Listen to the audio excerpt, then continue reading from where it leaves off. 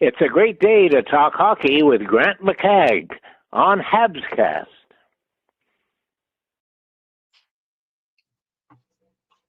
Click. Pretend that I just opened it. I've forgotten I opened it ahead of time. Rick, Springhetti, Blaine Potvin. Was it ever in doubt, really? Like, I don't know. It was, eh? I didn't feel that way. It was. I really didn't feel that way. I thought, the Habs are just, you could tell the Demi was rolling tonight.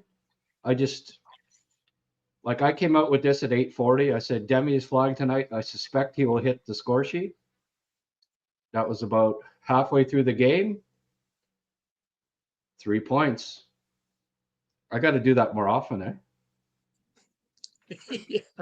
Yeah. Can you do a Deno goal at any point there? No, I'm not.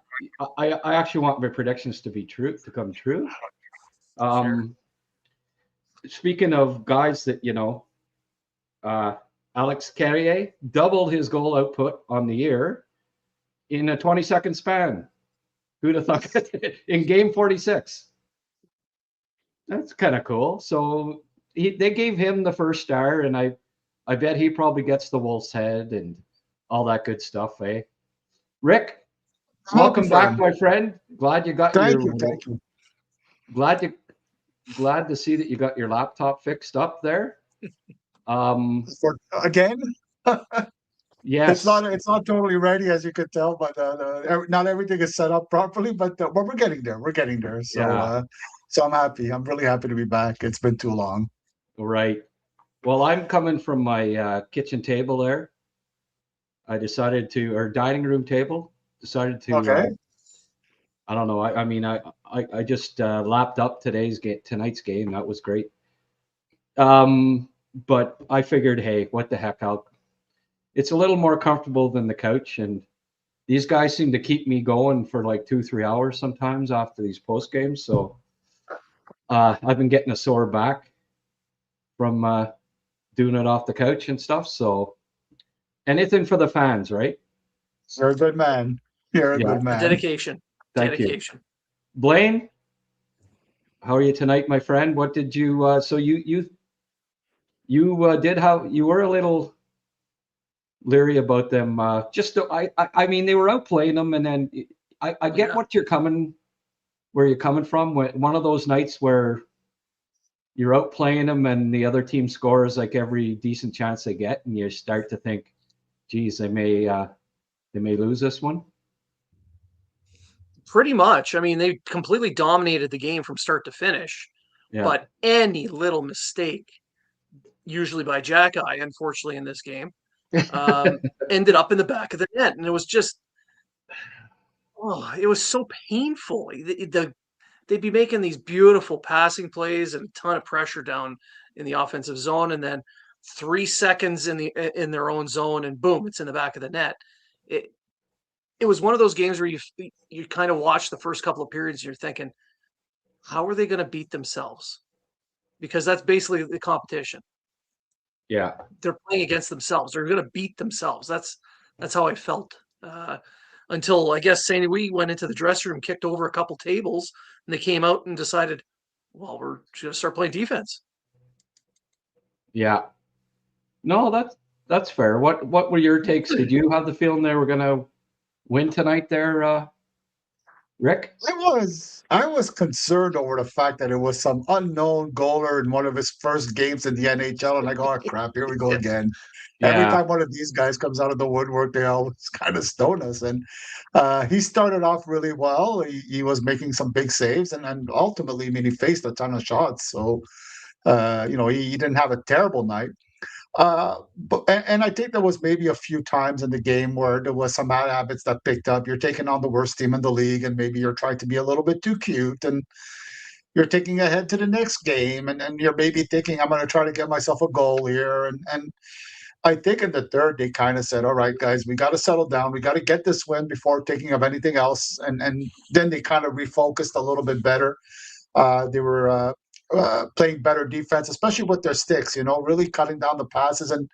And when that happens, you're not engaging along the boards as much. And that really suits the Habs better. And then they're getting the puck out of the zone quicker. And they kind of found their game in the third period, which is what they really needed to do. But yeah, there was some moments of worry. I thought, like Blade said, I go, this is one of those games where every little mistake is going to cost you, and then it's going to hurt them at the end. But they pulled that out, and they really came on strong in the third, and that was great.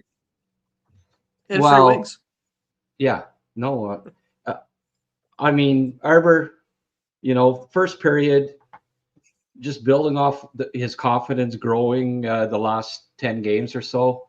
And you think, this is a breakthrough. This guy's breaking through here. He's reaching another level. First period, I thought, geez, I mean, he's doing it at both ends of the ice. He's hitting, he's playing well defensively. He's, rushing with the puck. He's getting more and more puck confidence. He's skating well. And then, maybe a little too much confidence all of a sudden, right? And he's trying to do too much. He throws that friggin' pass up the middle, which was ill-conceived, and then another one, and then came over and when he should have stayed where he was, and and tried to do too much, and let Vancouver get back in the game. In the past, like if it would have been Struble and Arber that were a defense pairing, you probably would have seen Arber maybe get one or two more shifts the rest of the game. But because, Carrier's having the game of the year, Goolie's back and looking well, playing well. He, to Marty's credit, he kept putting Arber out there, and Arber, cut back on settle down, keep it simple, play hard and keep it simple. That's going to be what you are in the NHL. And hey, he'll learn from it. I mean, hey, these guys, I'm glad he's gotten his confidence back. And maybe he had just gotten a little too much confidence, and this will probably rein him in a bit, I think. What do you, either one of you, go ahead.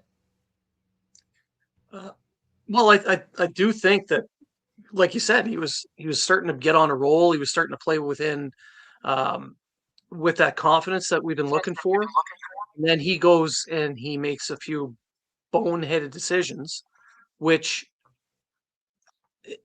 in my opinion, is why he's going to remain as a third pairing defenseman. He's got the size, he's got the ability to play on a second pair, but it's that decision making that kind of drags him down a bit. And unfortunately, we saw that tonight. And I have a feeling we will not be seeing him play tomorrow night.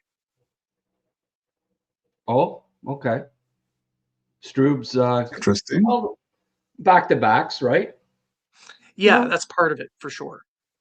And maybe just a little more extra reminder to, we saw what you did, young fella. Yeah. 20,000 people saw that. Yeah. The thing with that guy is he often gets, no matter if he's chasing the puck, chasing the player, or chasing the big hit, he gets in trouble when he chases.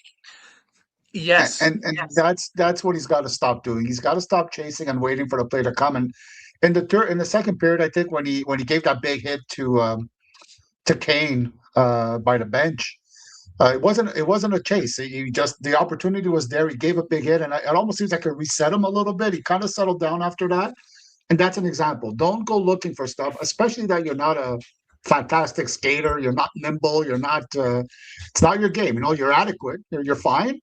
But you're not gonna, you can't skate yourself out of trouble or skate yourself out of mistakes. So really got to just not chase things so much, and things will go well. And as you guys said, it's just 2 steps forward, 1 step back, but it's still overall getting better all the time.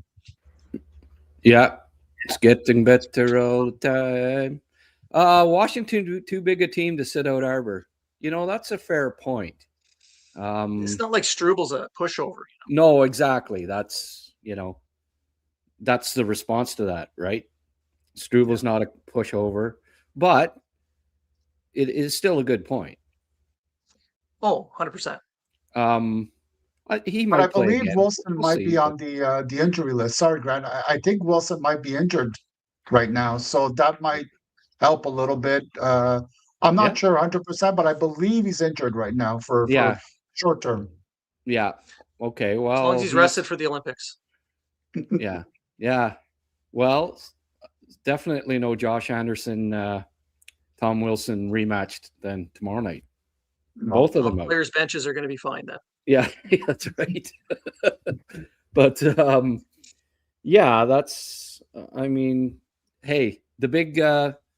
From what I saw there, the big teams won tonight. All of the competitors. Tampa won again. I think Florida won. So it's it remains tight. Detroit, did they end up winning? They were leading last I saw. I can check right now.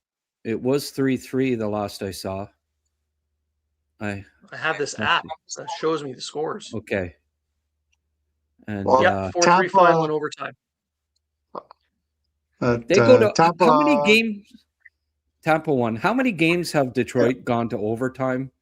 Out of their last 15, I swear 12 or more have gone to overtime. Well, Every definitely not freaking one of time. them. Except, yeah, exactly.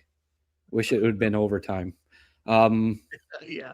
Anyway, Germain has contributed 2 $5 contributions tonight, and yet he's apologizing for it, and yet he's the only guy that's donated anything. Germain, I wouldn't be apologizing about your lack of contribution. Believe me. Thank you very much. Especially now with an awesome name like Germain.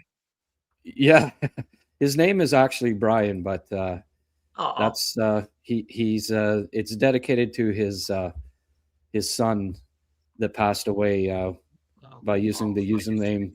Two sons actually, Germain and Benoit, which is a nice touch on his behalf. I don't know whether to call him Brian or Germain. It's easier to say Brian, but people don't necessarily know who I'm talking about when I say Brian because they all call him Germain. Is it Germain? Is that close enough? It's pretty close. Yeah. Man. That's good. Man. Okay. Germain. It's why I'm uncomfortable saying it because I really butcher a lot of French names. Brian is fine, Grant. Okay, just as long as other people know Brian, and that's spelt like Brian Murray, by the way, my mentor. So Brian with a Y. All right, let's get to the score sheet here, folks.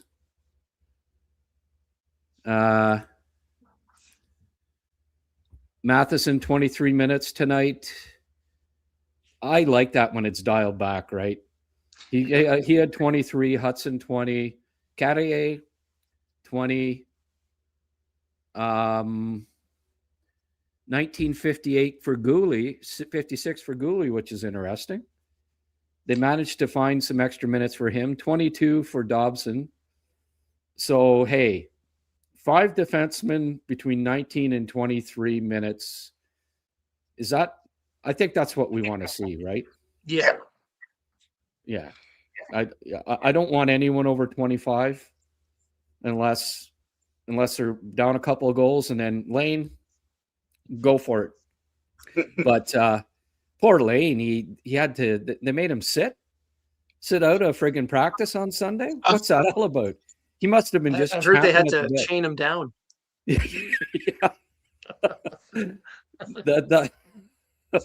That made me laugh. Poor guy. And then some of the memes that came out are pictures, right? When the little kid there moping in his room or whatever. And this is Lane after told that they pretty much had to just, no, it's an order. You're not practicing today. Take a friggin' day off, young man. What a dedicated. We need you rested. Hey? We need you rested. We got 2 games in a row coming. And then he even, said, yeah, well, we got a lot of games coming. Yeah, you do. And take the odd rest there, Lane. Jeez. But you know what? They've got a rink back in Chicago, the Hutson Arena, and they're on it every friggin' day. So it must be just Must be hard for him to miss it. Even think of missing a day without getting on the ice, eh? Jeez, do you remember when you were that age and how excited you were to just do stuff all the time? My God. Party. I remember wanting to party all the time. Well, what's this party thing? Yeah. I was a choir boy. By 22, when it was like minus 20, I didn't mind going to the outdoor rink, but you know what I mean? Not every day. Crack a beer, though? Yeah, you could talk me into that when I was 22. Or today. Okay. Yes. Rick, you got anything to say about that? I just remember those days now. I'm like, I think about my bedtime. That's the biggest thing on my mind all day. Right? What time am I going to go to bed? And how's my sleep going to be tonight? It's really the most exciting part of my day. Yeah. No, sleep is good. I actually took yesterday off. I'm a bit like Lane when it just did the podcast. I was getting addicted to it, and I was going to do one. And I said, you know what? I'm taking it. Rick thought, okay, we won't do our Sunday podcast. All right. You know what? I'm actually taking a day off from podcasting, and I got lots of sleep. I watched a bunch of NFL actually, and I hadn't really had an opportunity to do that, but watched some NFL wildcard games. I kind of cheer for the Bills, so I took that one in. And were your Saints playing yesterday, Rick? Don't think so. No, I don't think so. I was so excited yesterday because I'm going to go watch some junior hockey, right, Grant? We talked about that a little bit, and I was really excited. I'm going to go watch Xavier Villeneuve in action for the Armada, and showed up to the rink after a long drive just to find out that he's not dressing tonight on today's game. And then I wanted to watch one of the L'Italien brothers because I figure he might be a drafted kid. And he decides to get kicked out of the game on his very first shift for boarding. So I was like, this is really not going well for me. It's one of those scouting trips that you think, I should have just stayed home on this one. Central's list came out. I actually haven't even had a chance to look at it yet. Other than a few Q guys. They had Morrison in the first round, which I haven't seen a pile of them, but I know in that those prospect games against Americans, I certainly didn't see a first round pick in that game. I thought he really struggled in that, but you've probably seen Morrison. What do you think of him, Brian? I think he's up there. I wouldn't put him right at the end of the first round myself. Okay. I'd put him more in the second round. I'd actually put Kubliakin ahead of him. Okay. I would put Kubliakin at the end of the first round. Yeah. The kid started off as a W, and now they have him, I think, as a B. And I honestly think this kid could crack the first round. He's very competitive. He's got a great shot. Pretty good playmaker. He is extremely dangerous in the offensive zone, and he's got decent positioning defensively, which he's going to have to work on. But overall, I think this is a kid that has middle six scoring upside that NHL teams would love. Sweet. All right. Well, we'll have to have a draft show here soon and get you guys on. Go a little bit more into detail, but tonight it's Habs night. Let's get back to the goodies here. Yeah. Goal and 2 assists for Uri Slafkovsky, who is now on pace, folks. 30 goals, 37 assists. Now, 6 weeks ago, would you have said, I think Slav's probably going to score 30 this year and 67 points?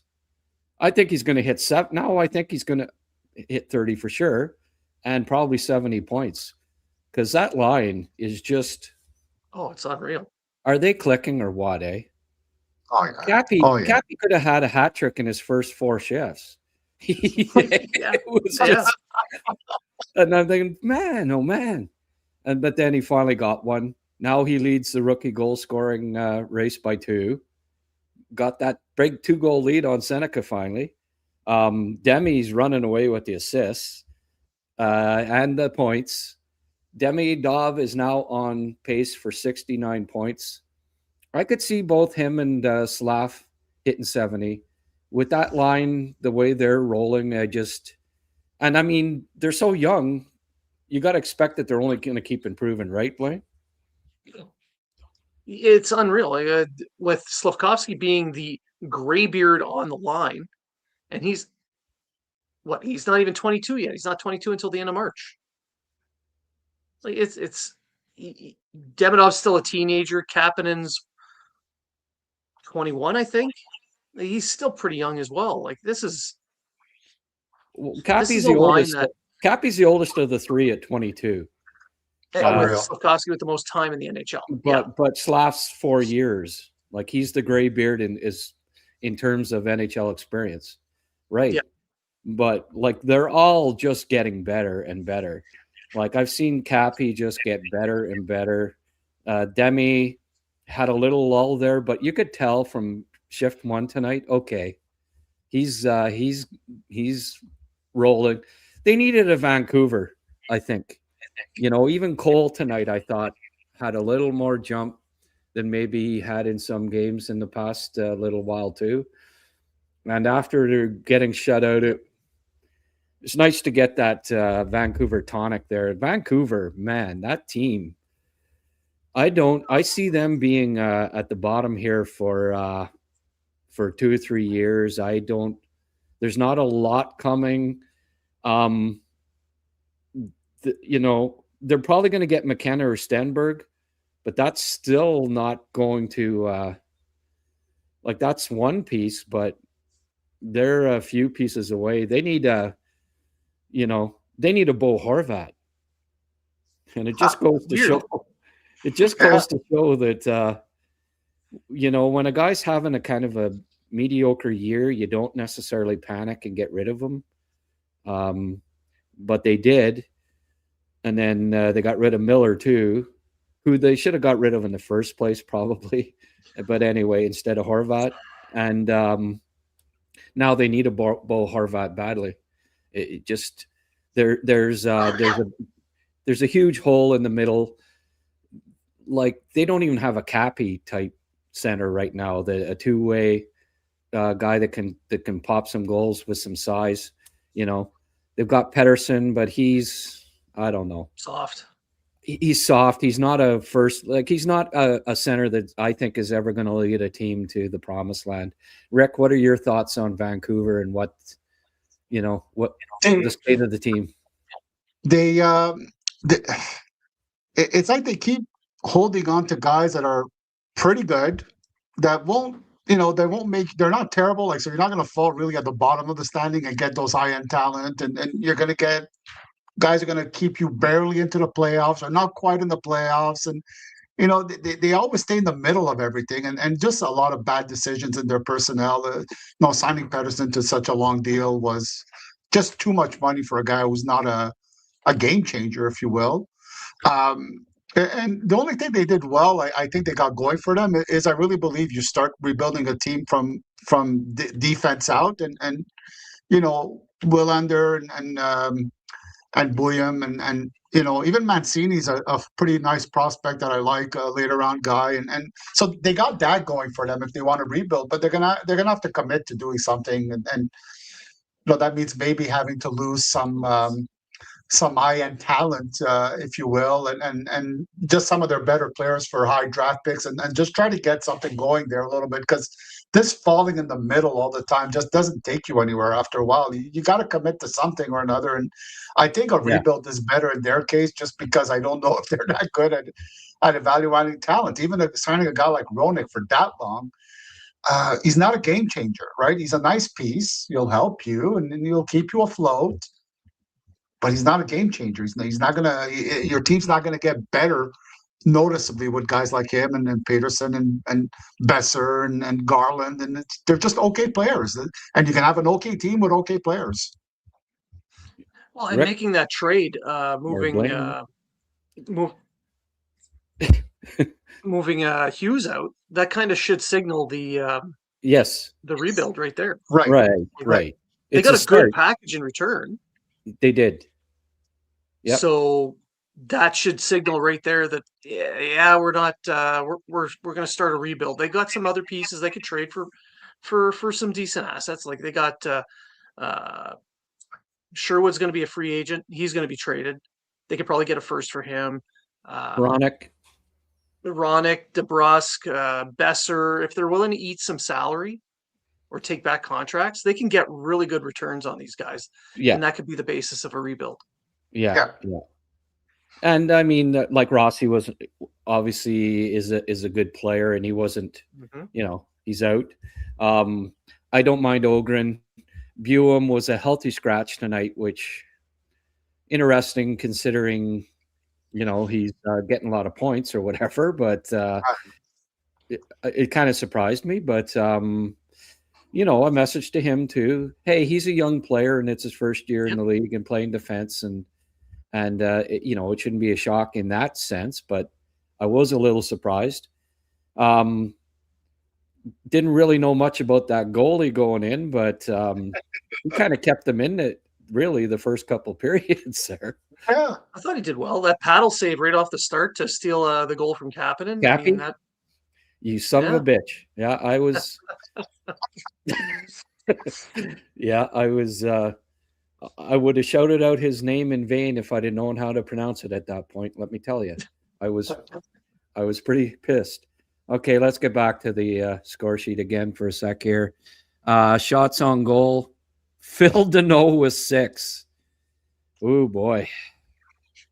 And you combine the miles per hour for each of them, and he hit 100 on the radar clock with the 6 shots combined.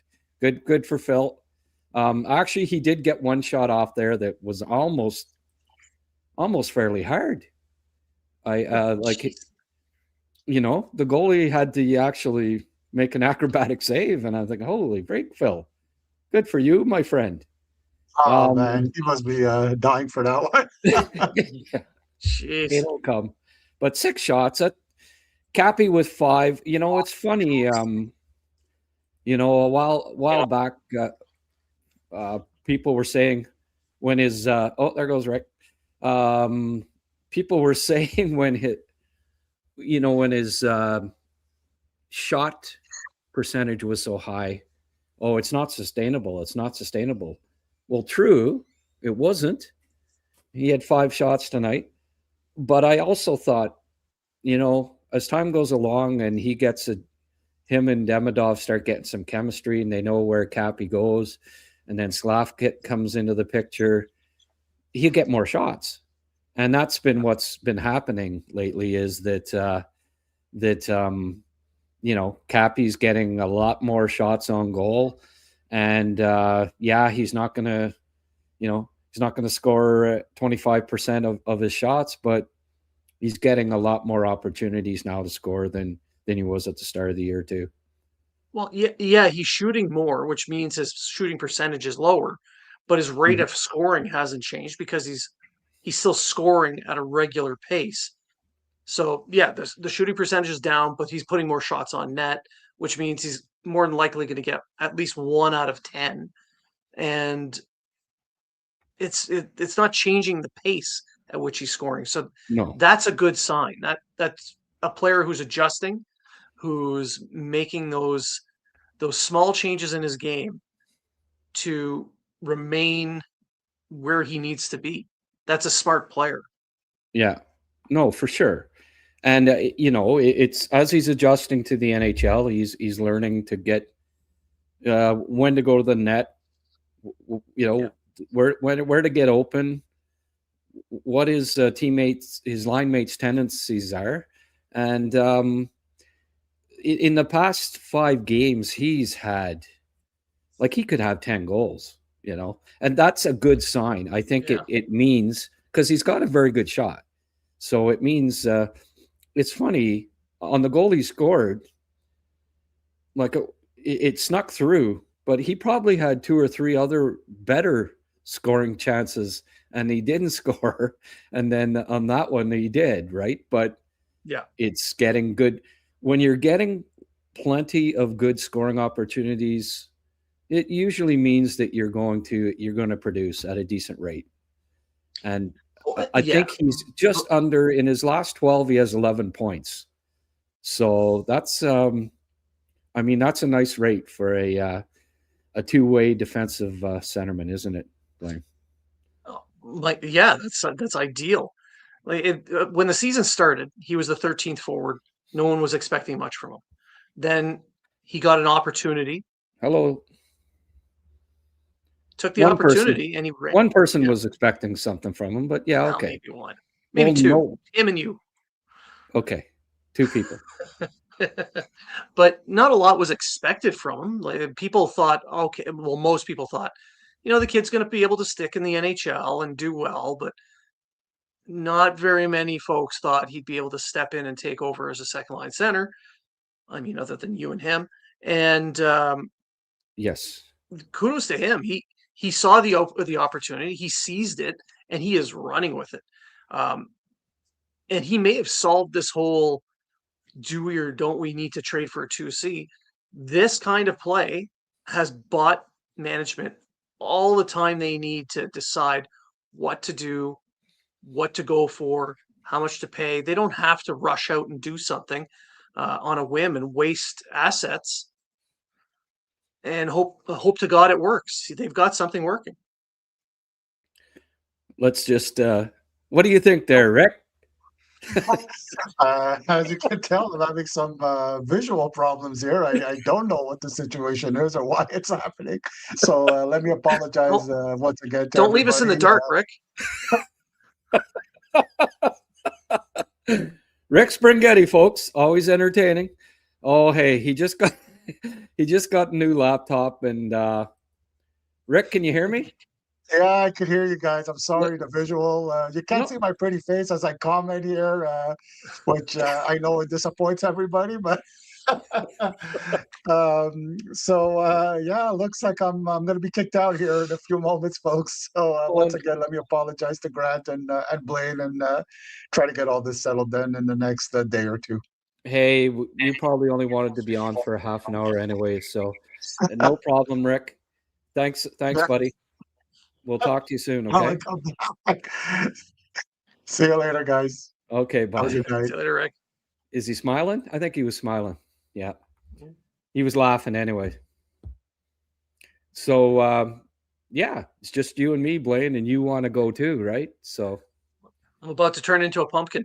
Yeah. Well, it's late out there in the Maritimes. It's going to be midnight, the witching hour.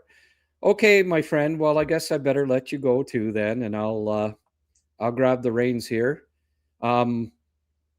Predictions on what's going to happen tomorrow night? They're going to. I think they're going to they're going to get a win. I think they're going to win it by a goal.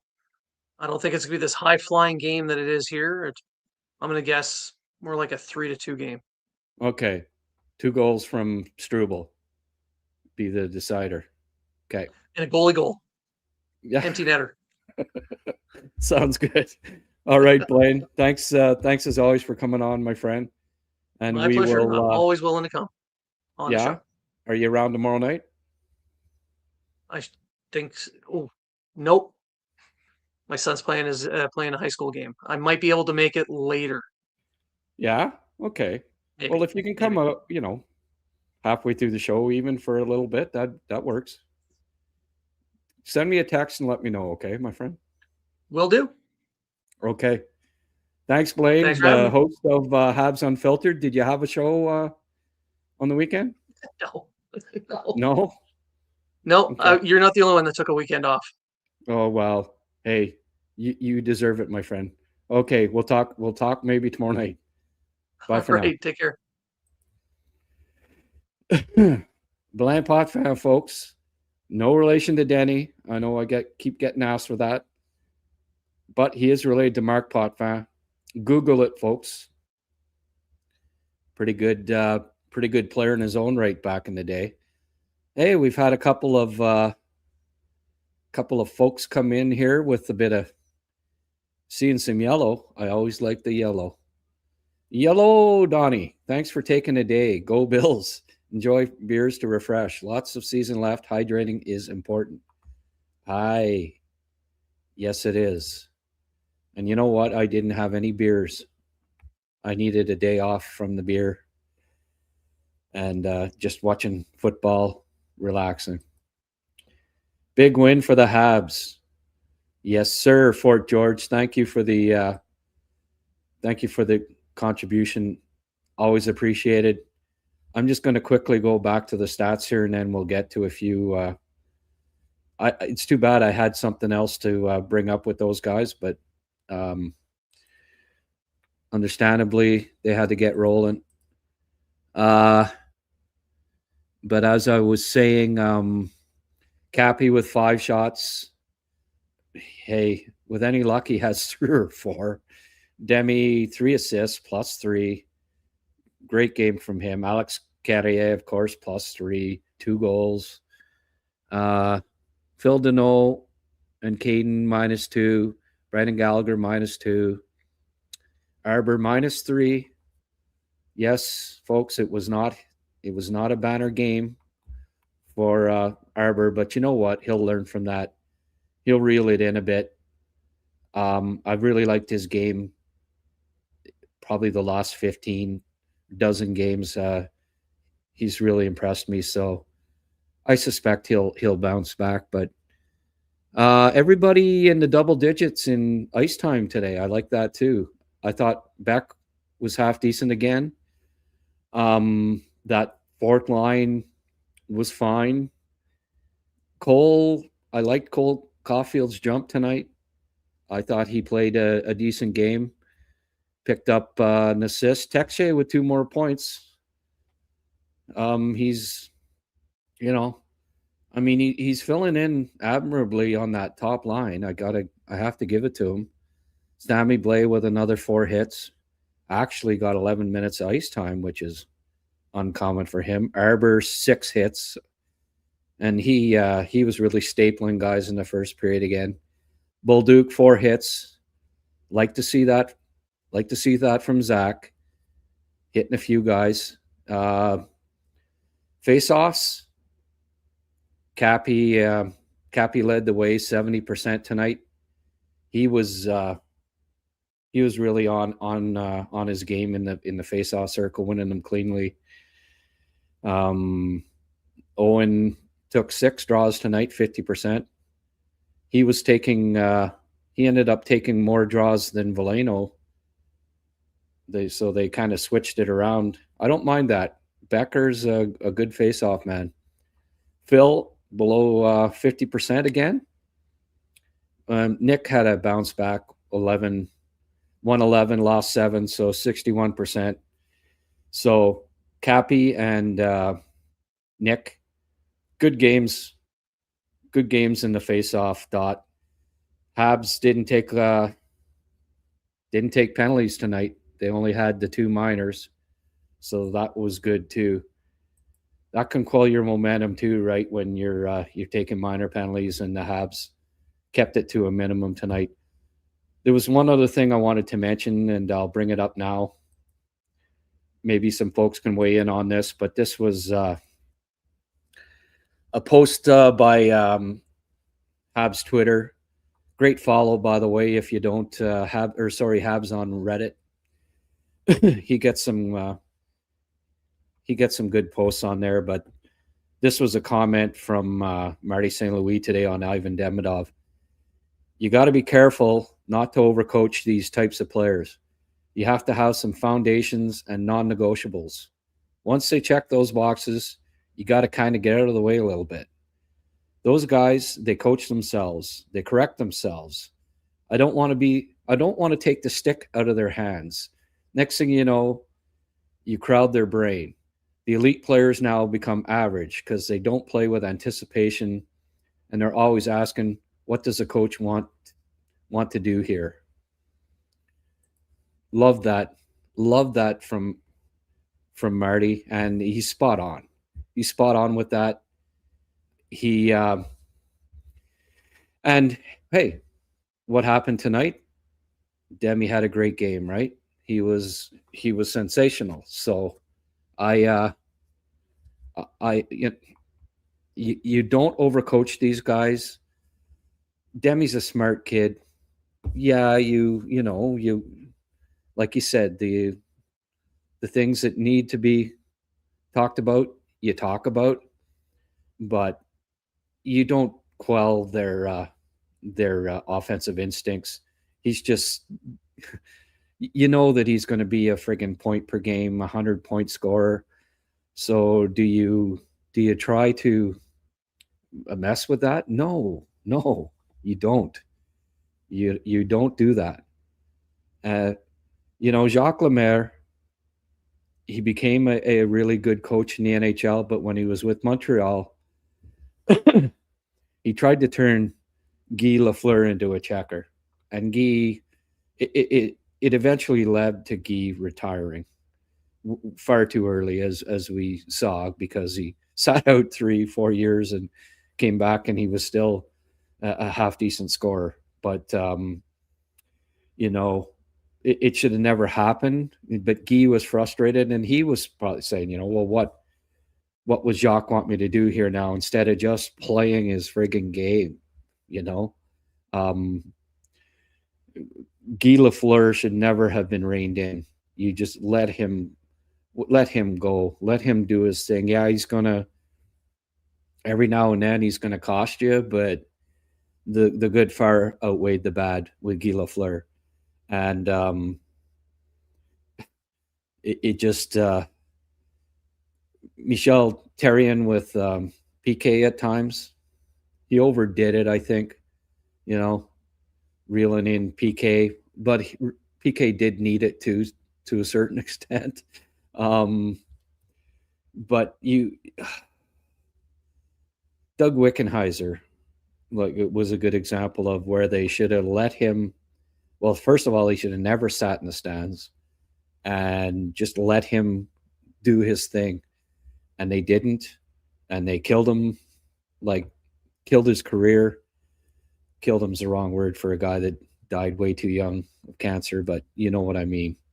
They killed his potential, and it was a tragedy that they did so for a forward prospect who was the best forward prospect since Guy Lafleur when he was drafted. It was a tragic thing. I love Marty St. Louis' philosophies on life. If this coaching thing doesn't work out for him, he could get a job as a philosopher. Head over to Greece, be the next Aristotle, Socrates. All right, let's get to some Hab talk here.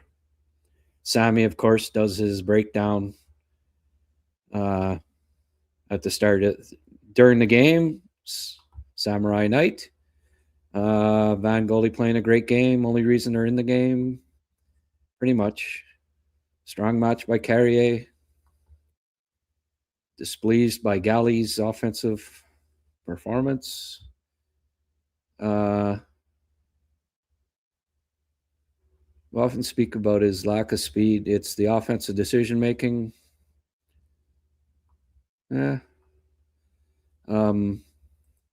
Cody, Cappy should have 3 tonight. Guy can't catch a bounce. No, I know. Could have had a hat trick easily tonight. At least he got one though, and that's good. What a move by Slaf to get out of the zone. Demi rewarded with a goal. Yeah, Slaf on pace for 67 points. That's a nice jump from 50, right? If he can increase his goal total by point total by 17, that would be nice. 10-goal jump, definitely. it was frustrating, like out shooting Vancouver 26-14 after 2 periods, and then being tied 3-3 just due to a couple of errors by Xhekaj. And you can, like, somebody in my, Xhekaj sucks, and no, you can't go by game or shift by shift on players. Xhekaj had been good for a dozen games. He has a couple of mistakes. That doesn't mean he sucks. Just means that he has to reel it in a bit. Confidence was building, and it just the cup runneth over, and now he's got to just get back to playing the way he was before that. Slaf line playing one hell of a game. Yeah, they were definitely on. I'd be curious to know what the Money Puck has to say about that. I never know what these friggin' Leafs are down 2-1 to Colorado, by the way. Panthers won 4-3 over Buffalo. Detroit 4-3 over Carolina in overtime again. Seattle 4-2 over the Rangers, who are reeling. Tampa 5-1 on Philly. Dvorak scored another goal, by the way. Devils seem to be bouncing back a little bit. They beat Minnesota tonight 5-2. Oilers 4-1 over the Hawks. And Dallas leads LA 1-0. But I'm just going to get up the advanced stats on the Habs game here. I'm curious to see the expected goals. Pardon my Cappy led the way. Expected goals tonight. That makes sense because he could have had 4 or 5. Dobbs, followed by Dobson, Caulfield, Danault, Texier, Carrier. Surprised Demi wasn't up there. 5-on-5, Caulfield. I thought Caulfield had a really strong game. Personally. But from the line's perspective, the Slafkovsky line was dominant. And the Texier line, Suzuki line also very good. Corsi and Fenwick for both those lines plus over 70%. So according to the fancy stats, the Suzuki line was even better than, but I didn't see it that way. I don't always agree with these. Certainly the eye test can be different than what these stats end up saying. So I only, I take some of this stuff with a grain of salt because clearly the freaking Kapanen line was the best line on the ice tonight. And I don't think you can bring out all the advanced stats you want. I know what I saw. All right. Kapanen isn't slowing down. I said he wouldn't be able to keep up this production, but keeps proving me wrong. Yeah. Should have listened to me there, stark contrast. Blaine, I don't know if he wasn't following. Maybe he wasn't following me on Twitter for a while there, but no one expected anything from Kapanen. He was the 13th forward. No. He centered the second line all preseason. I said he'd center the second line start the year. He did. I expected him to be decent. He has been. Blaine. Anyway, no one, I know what he was getting at. No one meaning most, but as folks that follow me know, I had decent expectations for Cappy this year. Big third period by Cappy, both the goal and PK. Solid on the PK, got out got it out on a few occasions there. Got the pucks out of the zone. He just keeps getting better and better on the PK. Montreal's PK has just kept improving, I believe, in recent weeks.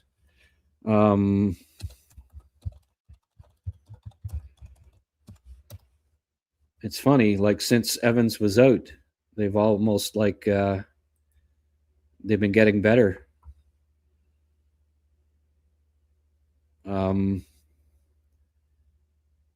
Going into tonight, they were up to 20th on the PK at 79.1%, tied for 19th with Carolina. So not too bad, considering like your goalie is your best penalty killer. Considering how up and down the goaltending has been this year, 20th isn't too bad. 3 points for Demi, 3 assists for Demi, yes. 3 stars so far, Carrier, Slaf, Demi. Yeah, Carrier was first star, Slaf second, Demidov third. Crowd is jumping. Well, when the Habs are exciting and they're playing well offensively, just hang on, folks.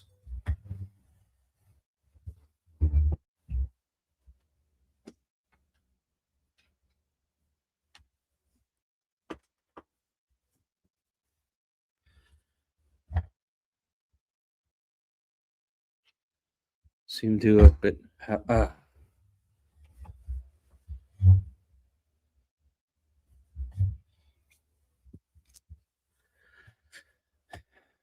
Battery was getting low. Didn't want to lose everyone here.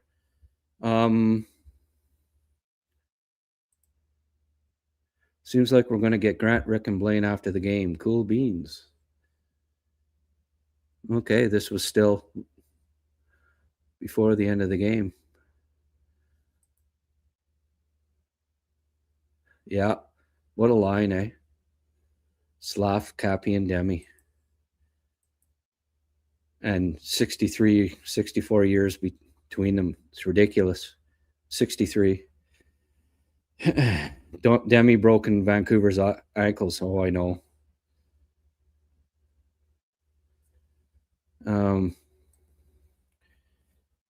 Dobie sloppy tonight. He battled in the third, I thought.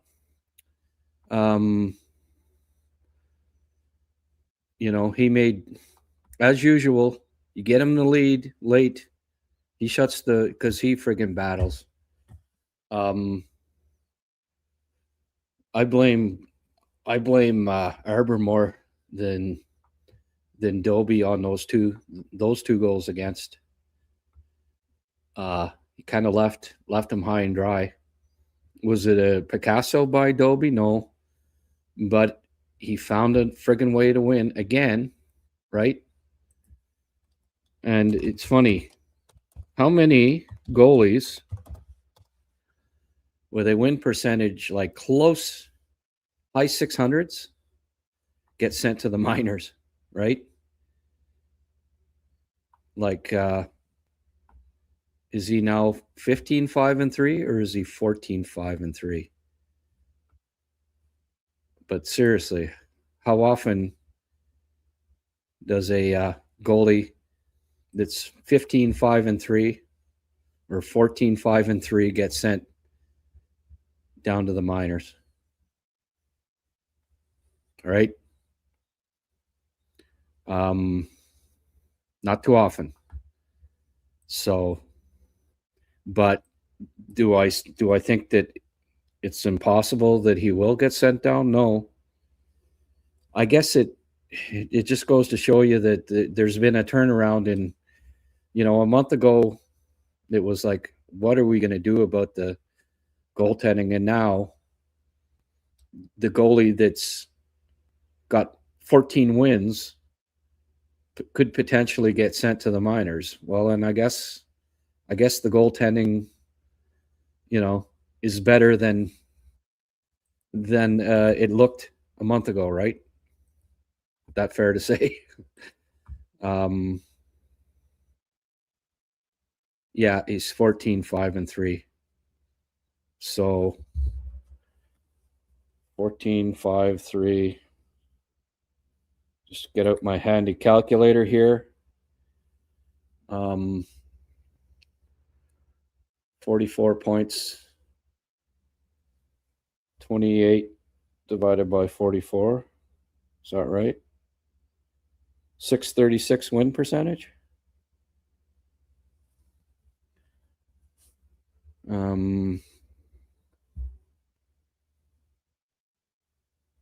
Wait a second. No. He's got 14 wins, so 31 divided by 48, right? Or wait. 22 games. So 44, 14 wins, 28, 31 divided by 44. He's over 700. 7.704 win percentage. I think that's right. Because 44 and he's got 14 wins, 28, 21.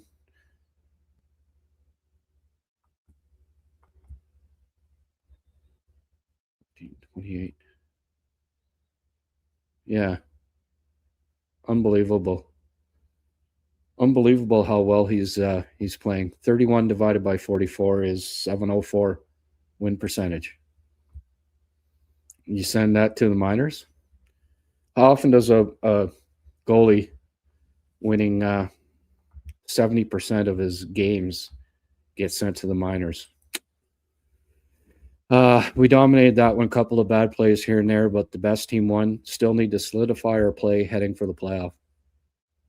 I didn't mind Goalie tonight. Like, not overly noticeable, and I think that's what you want to see from him. Still managed to get a couple of shots in on goal too. Yeah, focus on his late game saves. I don't think Dovish was that bad. He hasn't played in how long? Well, there's that too, right? And thank you, Brian, for the donations. I appreciate it. Honestly, I think he's goes down after this game.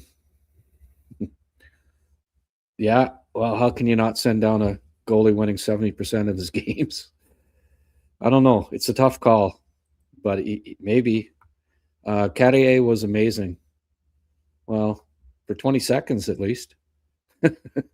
Yeah, I thought Carrier in his last 5 has looked like he did last year when he came in and helped save the season, I thought.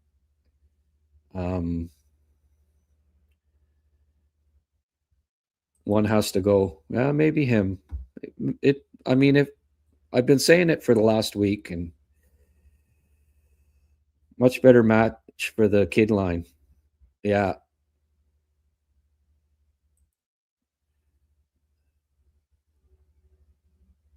Hasn't been the losing goalie in the rotation. Yeah, I know.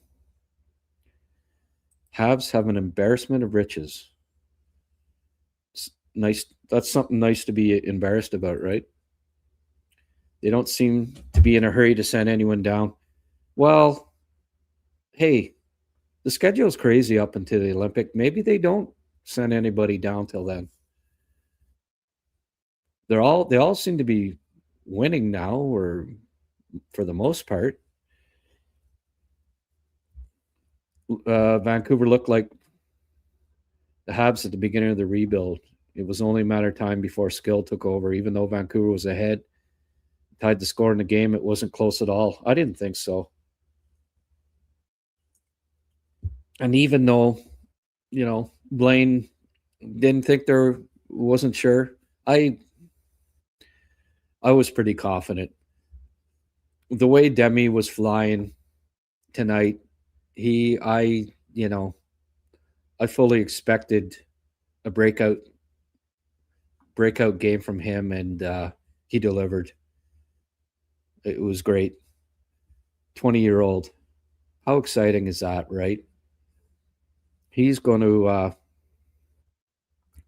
as far as 20-year-old Montreal Canadian rookie. Like at his age, he's gonna start setting some records for most points under the age of 21 and all that stuff. Like you just watch. Before under the age of 22, Demi, as far as the Habs forwards go, I'm sure he'll own the records by the time 2 years from now. Because I fully expect him to be, if not a point per game player this year, by the end of next year. 3-goaler system right now is working.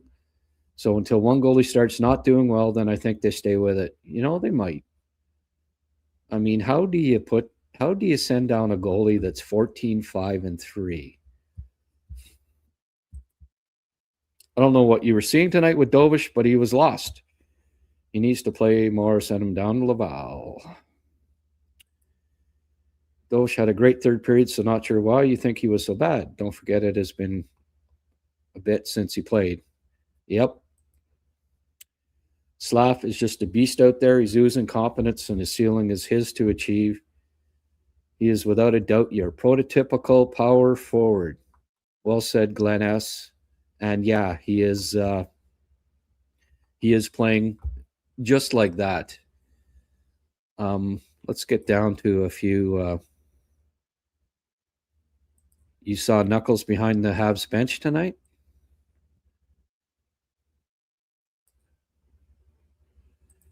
Goggles Paisan. G'day, Freddie Flintstone. You're right. You have to let those talented players express themselves on the ice. That's how they made the big league. You must not muzzle them. Yeah.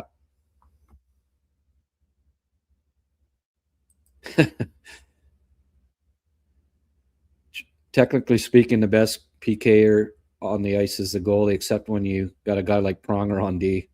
Yeah, Pronger was something else.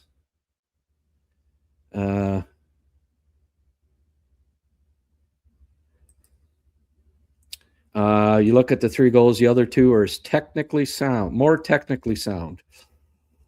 I don't know if I'd say that about Monty right now, but if you consider sitting back in your goal too deep to be technically sound, but I know what you're saying. He doesn't flail as much. Kapanen scores 60 goals. Simon Snake will lose some hair. Well, it's funny, Simo. Last time he was on the show, he's almost admitting now that no, maybe Cappy's not. Maybe he can be more than a 4th-line center, but he's still still not saying, oh yeah, like I said, so do you, middle line center? Well, maybe. Really?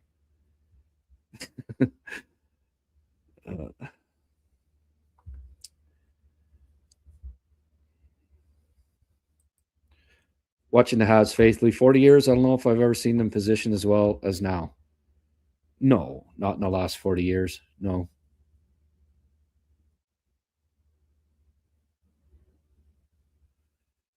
Love Cappy, but his wingers are turning him into a 2-way responsible center that can produce. Oh, no, absolutely 100% wrong, Chris. He was a 2-way responsible center long before this season. His whole life he's been that could produce. So no, you're just plain wrong about that. That's why he's got 2 really good. The center is the key to any line.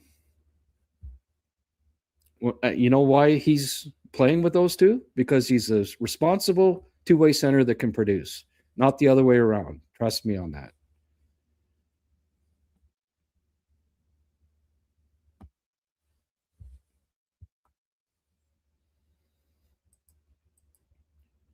Drum dude. Big win, fellas. I don't think they were going to score on that kid tonight. Yeah.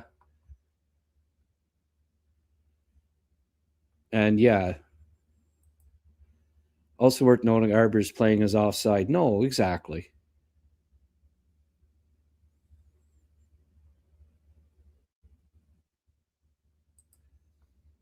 Arber's young. Habs need someone like him for playoff. My opinion, Arber is somewhat better in Struble. Goalie and Arber are two hammers the Habs will need in the playoffs. Yeah. You don't lose it after two giveaways in one game. You can count on one hand the mistakes he's made in the last dozen games. That's how you don't go by one period, having one bad period over a dozen games.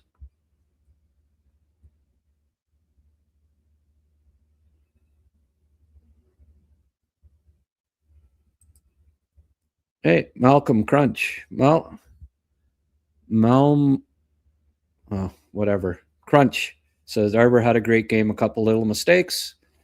No, they weren't little mistakes. They were huge mistakes, and it cost him 2 goals. But yeah, he hit hard, and I thought he had a solid third period. I'm glad we didn't have to come back in this game. Great to see them forge ahead. Yeah.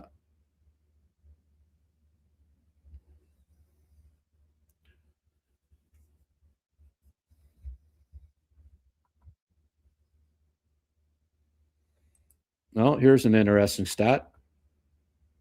Thank you, Gaza. And again, did you get that? Like you emailed me a few weeks ago and I got back to you, but I hadn't heard back. Check your spam if you didn't get it. Carrier 1 second off the Canadiens' record for D-man to score 2 goals.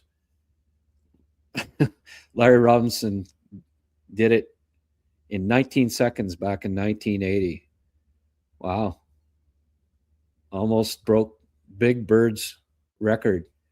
I would have never thought, someday Alex Carrier is going to break a offensive record by Larry Robinson.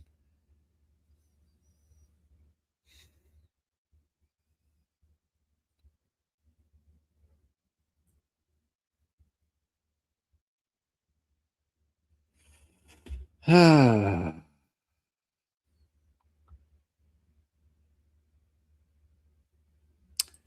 4 hours tonight, Grant. Yeah.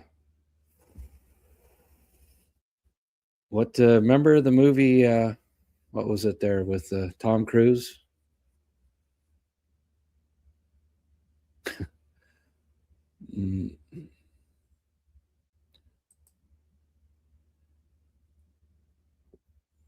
You had me at hello. Show me the money. Dovis is very shaky. He may need to visit Marciano for a.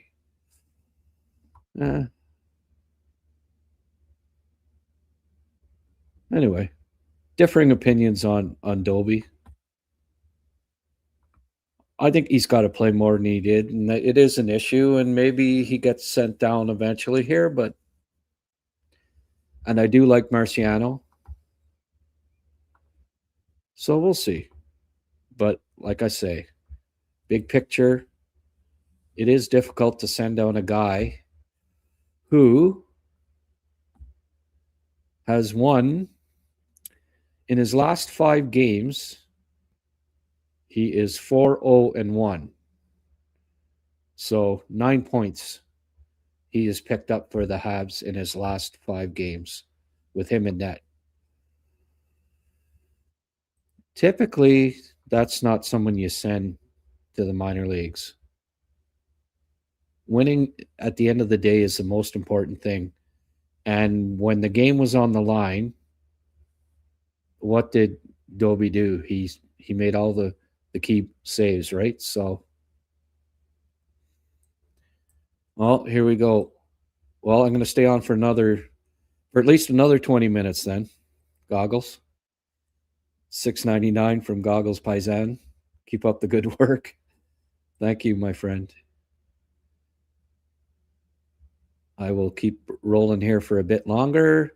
We got to get through a bunch more. I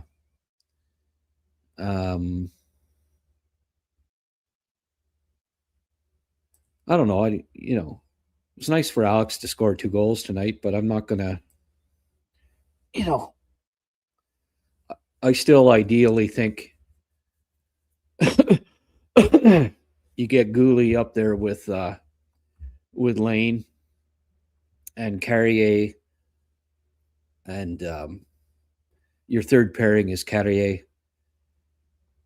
and Xhekaj, and then sometimes Struble. Go Alouettes, go. Oh, yeah? Who fixed Rick's computer? Well, Dell. He's still under warranty. Frick, he just got it, and it's broke down for the third time, the poor guy.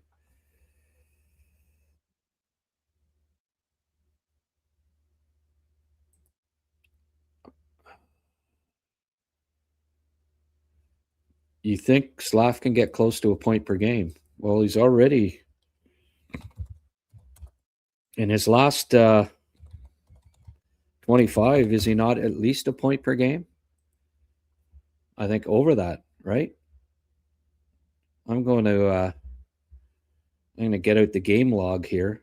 I didn't quite have time at the end of the game because the points were coming fast and furious, but 3.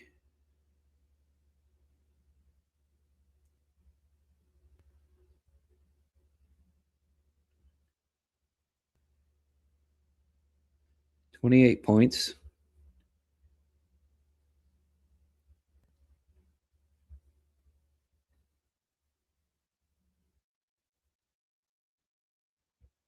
$28 points in his last 24. Is that right?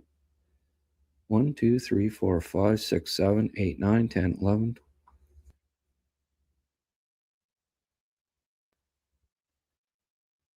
Three, 24.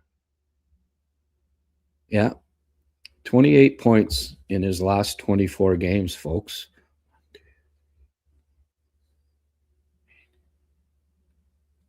$11 goals. So almost a 40-goal pace. And about, I don't know, frig, 90-point pace. 38 goals, 90-point pace in his last 24. Thanks for taking a guy. Yeah, go Bills. Okay, we already had that one before. Pickford is shining in the dub. Yes, he is.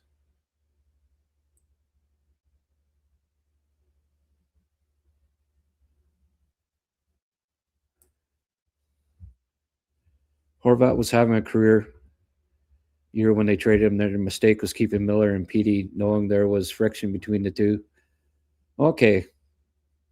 He was having a career year because they were talking about it Hockey Night in Canada the other day and saying how he wasn't playing real well at the time of the deal. So that's why they traded him, because of the distraction. Like, I don't know, maybe like the whole year, maybe he was putting up points, but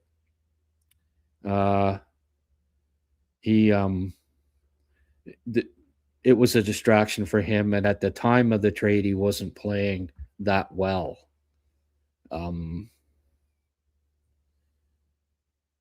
Sometimes it goes beyond points on the season, but I think it was a distraction for them, and that's why they dealt him at the time. And it was a mistake. That was not the guy that needed to be traded. I'd traded Pettersson in a heartbeat because you'd have got lots for him, and Miller, both, actually.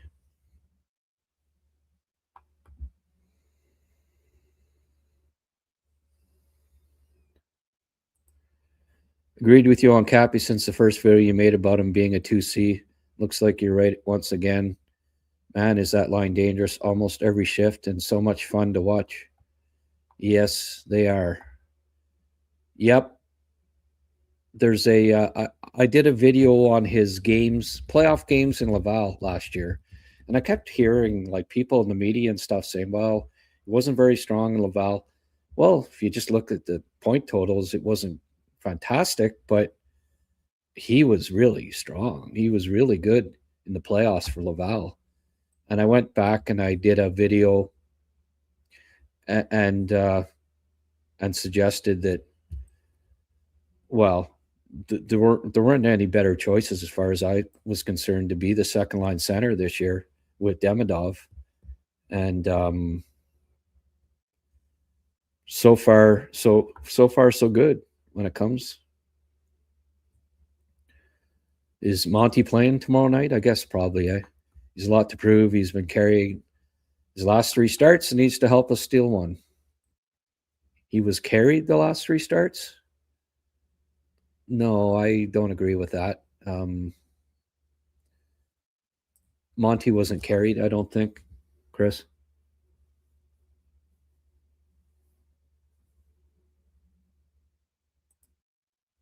Bolduc is not what we wanted so far, but he has 9 goals and is playing better with Gally Deneau mentorship. He's playing the body and harder. Yeah, it's not hurting the team out there right now too much.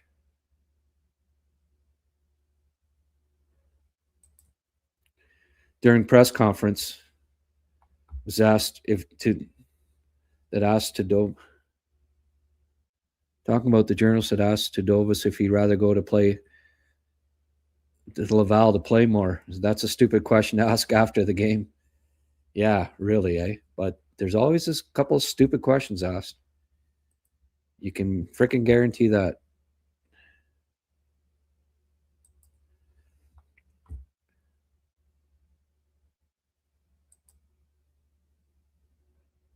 Yeah, playing on that line, they got to play.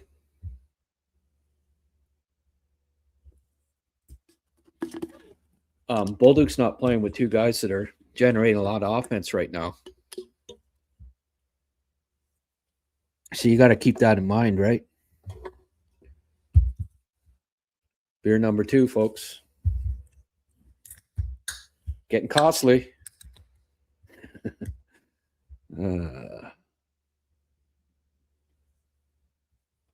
Okay. Hour 16 into it here. Oh, Stanek says with his lack of chemistry with anyone, Bolduc is probably my first out of the lineup. I still think they need his size and ability to score goals.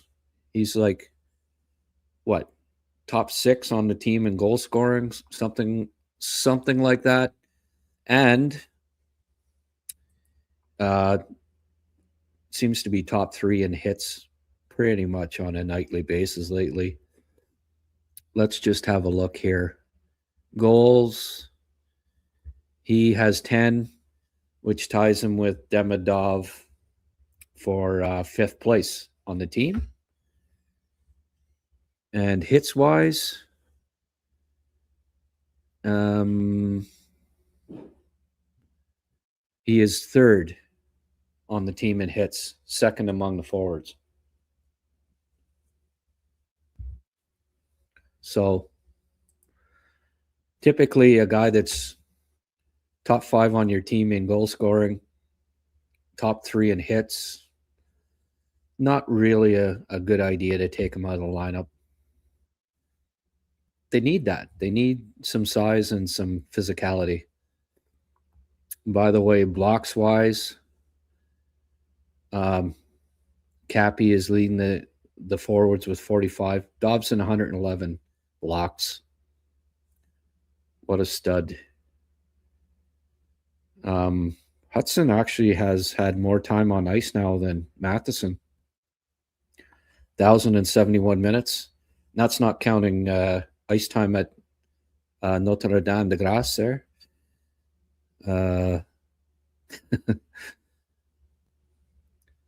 Game-winning goals. Caulfield's leading the way. No. But you know what? Lehner has 3 as well. Clutch. Shooting percentage. New Hook, Doc, but they're injured. Sammy Blais, who's played 10 games. Cap's still leading the way among regulars at 18.8%. Slaf 18.2, Xhekaj 17.9. And that's all going into tonight's game. Cappy still on a 28 goal pace, which would break the Habs rookie record of 22 by a center set by Jacques Lemaire in 67-68, which I find pretty cool.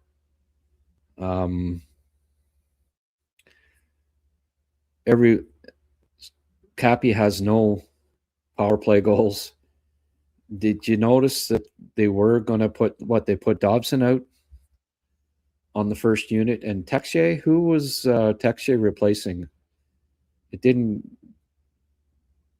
notice. They scored so quickly on that one opportunity. I didn't notice, but apparently Xhekaj was out there and Dobson on the first unit. But I think part of it, the thinking was, let's try to get that second group going here. Like, Cappy's got such a good shot, and he's picked 16 friggin' goals, but none on the power play because they've been saddling him with guys that aren't playmakers. Like, and that's a guy that gets open 5-on-5. So if it's 5-on-4, surely to hell Cappy can get open and you can get him the puck and he can get some power play goals.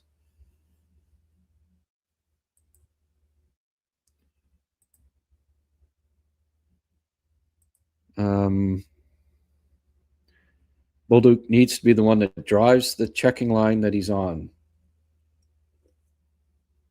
Well, Paul, he's 22 years old. He was a fourth liner last year for just about the entire season. Got on the power play, got some power play minutes, but as far as driving a line at 22, second NHL season full-time, with two veterans that probably defer to a little bit in them being Danault and Goalie that have been through everything. I don't know that he needs to be driving a checking line, but like you say, he seldom carries a puck. Well, he's not going to be a puck possession guy. He's got to be direct, get in there, hit, go to the scoring area, score some goals, be physical, skate hard, check, back check hard, forecheck hard, meat and potatoes, 25, 30 goal, physical, direct winger. I think that's his, that's what you got to expect. Not drive a line necessarily, just be the Josh Anderson of his line. Does Josh Anderson ever drive a line? No. They're not puck carrying visionaries, right?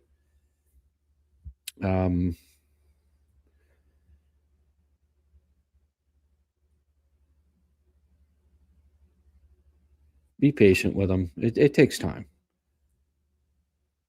It's like, Kenny say, he has the tools and needs to put it all together. Well, we'll give him some time.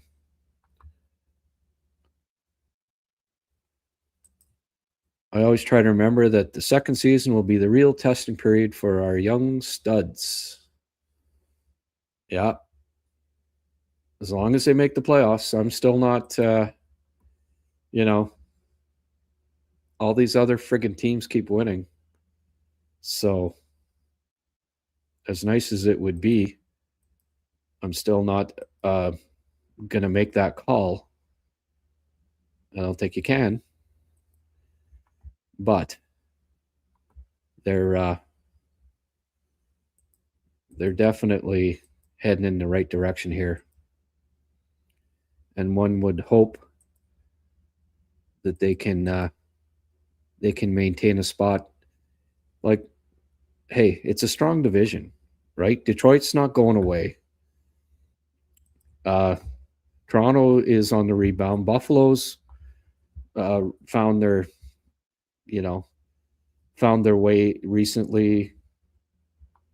Tampa looks great, and freaking won cups not long ago too.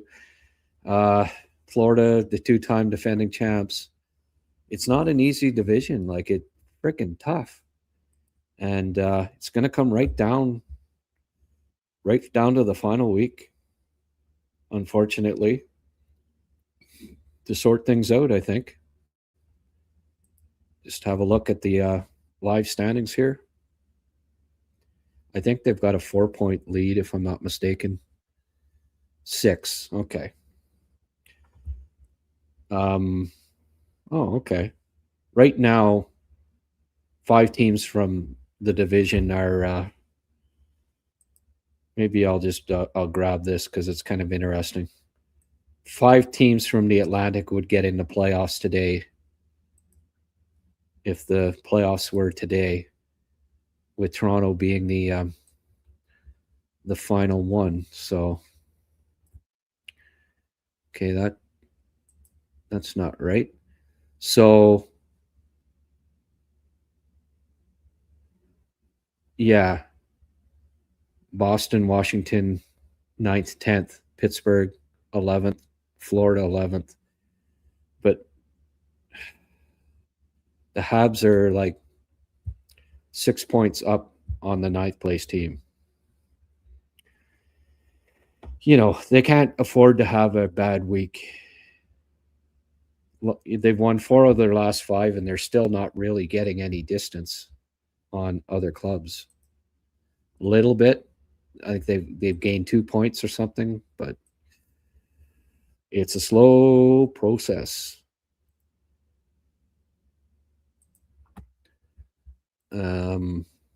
Detroit has 60, Tampa 59, Montreal 58, then Buffalo 52, but they have 2 games in hand. Toronto's tied. So if they win, they're at 53, 5 points behind the Habs. Boston next at 52, same number of games as Montreal. So tight. So it is. Boston's won 4 of their last 5. Toronto's won 4 of their last 5. Habs have won 4 of their last 5. Detroit's won 4 of their last 5. Tampa's won, well, their last 5, or more than that. But so all 5 of the top 6 teams in the East have won at least 4 of their last 5 games. Crazy. Good thing the Habs are winning.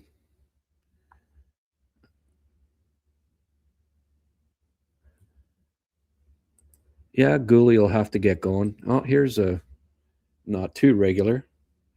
Hockey Ninja reposted this stream. Well, thank you, Hockey Ninja. Not got anything to say. Dovish way out of rhythm with no playing time. Maybe they should send him to the minors. Yeah, that seems to be a popular opinion right now. Couldn't watch the game, had a flat tire. Glad to see the big win, though. Holy frig, Eric. I hope you're okay. Well, luckily the Habs weren't flat tonight. Lots of jump. Glad Cole got an assist. I'm sure they will start to go in soon. Cole, I thought, had a pile of jump tonight. As much as I think Balduke has potential on the offensive side of the puck, he's definitely at his best when finishing his checks. Marty is a smart cookie. Absolutely. Thanks for the quote from Marty Grant. Hey. Marty Grant, Mardi Gras. Francois. Merci for the toonie. I appreciate that. Oh, Germain has a toonie in there too. That's great, folks. Along with the Goggles Paisans, $6.99. I can enjoy my beer. Thank you. Simon is in denial. Simon's a good guy.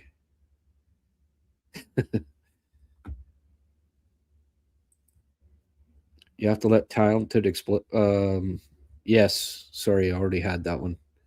If you look at the 3 goals, the other 2 are technically sound. Okay, sorry guys, I'm repeating a couple here. Okay. Can't complain about Dovish last 5 games. Well, 9 points in his last 5 games. When's the last time a goalie who got 9 points in his last 5 games gets sent to the minors? Probably be a first, folks. So it's tough. Slafkovsky.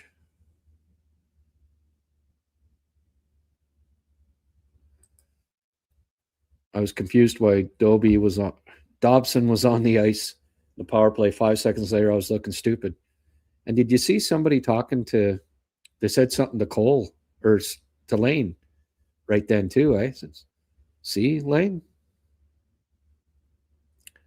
he's got the bomb. No, I don't know. I'd be curious to know what was said to Lane, but Lane kind of smiled and kind of nodded his head. I'm just wondering what was said to Lane at that point, because normally he's out there, right? But Dobson does have the better shot. Did you see that friggin' shot from? I loved the angle of it. That shot from Matheson was really nice. Eh? Got it through. That was a beautiful shot and off the inside of the post, just past the pad of the defenseman. Hey, Canadians really have a nice offensive blend on the blue line, and a 50 goal scoring CHL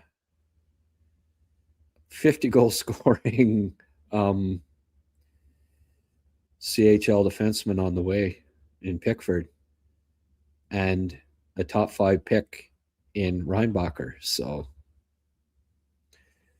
where's my shades? Future is so bright.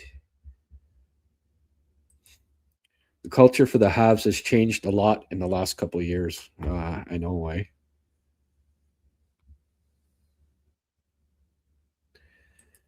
Yeah, I'm of that opinion too, that I don't know that would be good for him to send Bolduc down.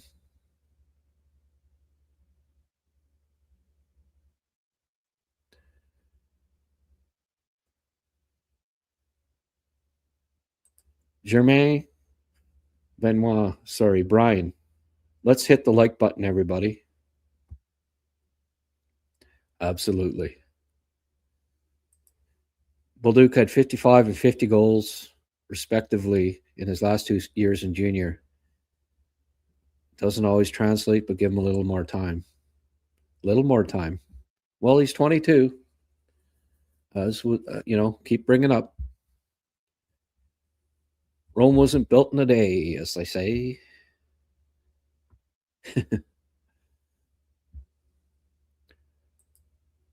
Thanks, Brian. Please hit the like button. Subscribe if you haven't already. All of it's good. And I hope you enjoy your Patreon subscription, Brian, that I sent you today. Oh, Bob Trask sent me another great article. I'm going to post it in the morning. Just been busy, too busy to post it. But look for that. Everyone who subscribes to my Patreon page, there's going to be a new article from Bob tomorrow. And I'm going to get a prospect video up there too at some point this week, exclusive to our fine Patreon subscribers. Call me crazy. Okay, well, crazy. You're crazy. But last year I predicted that Hutson would get 65 points. The only mistake I made was put him at 10 goals.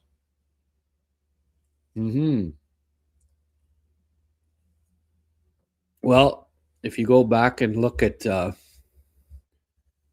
don't know, they kind of got rid of all the episodes we had, but I did make a preseason prediction that Lane Hutson would win the Calder and he would get 60-plus points.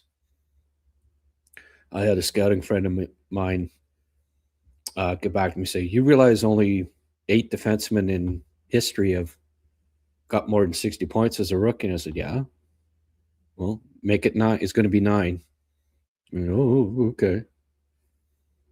Needless to say, at the end of the year, I got back to him. But so, still think he can't do it?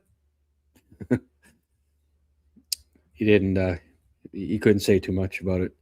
This year, I predicted 70 for Demidov. Yeah, well, that's about what I predicted too. You didn't want to say it out loud? Well, I did. Got to try to get people to watch, eh? Demidov. I think I said Calder too, but I wasn't expecting Schaefer to be this good this early. I don't like look at me, all about me personalities, but that's me. I like substance. Right on, Don. Demidov, I think. Montreal has developed some clutch players. That's a way to build a cup winner. Yepper.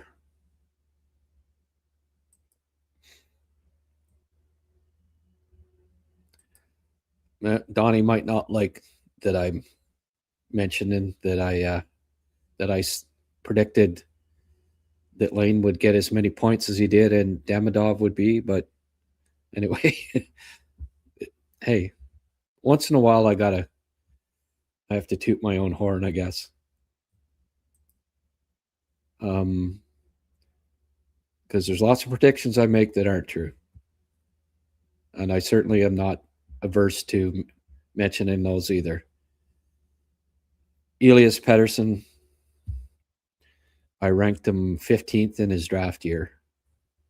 That was a mistake. I mean, I still don't like him a lot, but he has had a pretty productive career so far. They have developed great clutch players. That is a way to build a cup winner for sure, Brian. What a scorer like Bolduc needs to score a goal, a good playmaker. Yeah, well, I did sort of allude to that with, the 2 guys that he's got playing with him right now. When Newhook and Doc get back, right? Hopefully,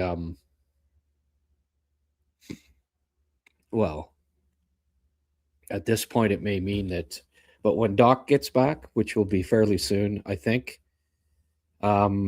maybe Bolduc gets to play with him and we could see a little more production from him then. Get back to scoring some goals. Excuse me. Anderson will be useful in the playoffs, though. Definitely. Josh Anderson's in the lineup in the playoffs for sure. Sometimes there is a sophomore slump. There's that too.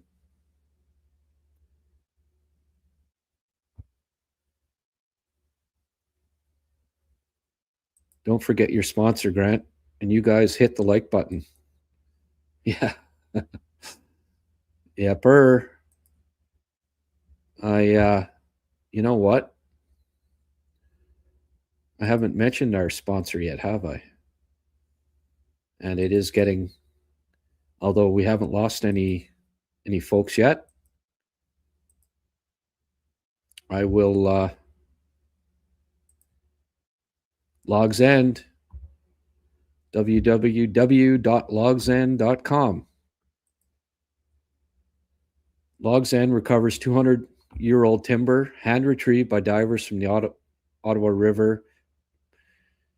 While famous for riverwood, the proudly Canadian company also offers Canadian white oak, hard maple, hickory, birch, and walnut for everything from high-traffic commercial floors to basements with radiant heat. Logs End has provided custom flooring for NHLers such as Gary Galley, Chris Phillips, Chris Neal, and the man in this picture, Montreal Canadiens Hall of Famer Yvan Cournoyer, who couldn't talk enough about how great the flooring is that he got from Logs End. www.logsend.com. Visit their website. Check it out.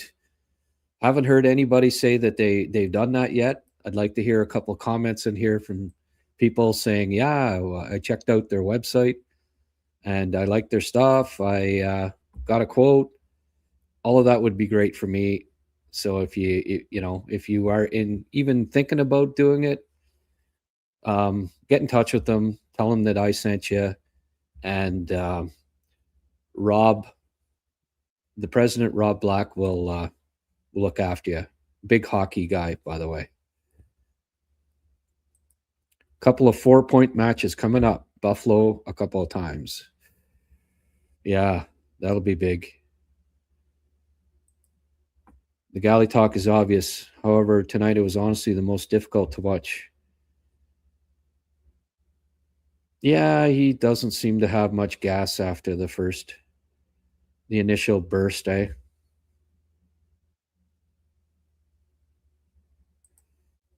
Want to see Ivan's picture with that stick again. Hey, Ivan. With the tree trunks for legs still, eh? He was built like a brick shithouse when he played, man. There were a couple of shots at him in the dressing room with the shirt off and all muscle. All muscle. Built like Frankie Bouillon was. Habs in Florida meet in the playoffs? Maybe. Don't know if Habs have beat them 7 straight or something like that, eh?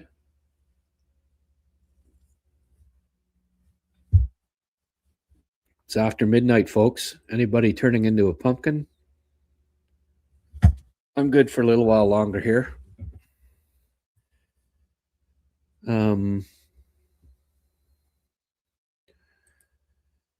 Tough games coming. Colorado, Wild, Boston, Washington, Vegas till the end of the month. Friggin' Minnesota, eh? Can't seem to beat those guys ever. Yeah.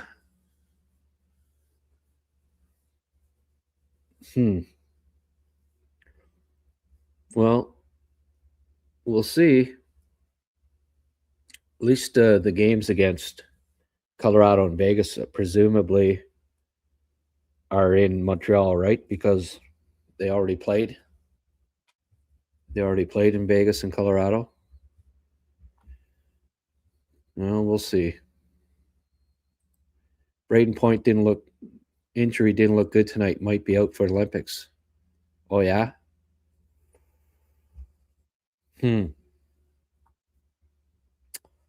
Well, Sam Bennett. I would be calling up Sam Bennett in a minute. And in fact, I think he might even help the team more.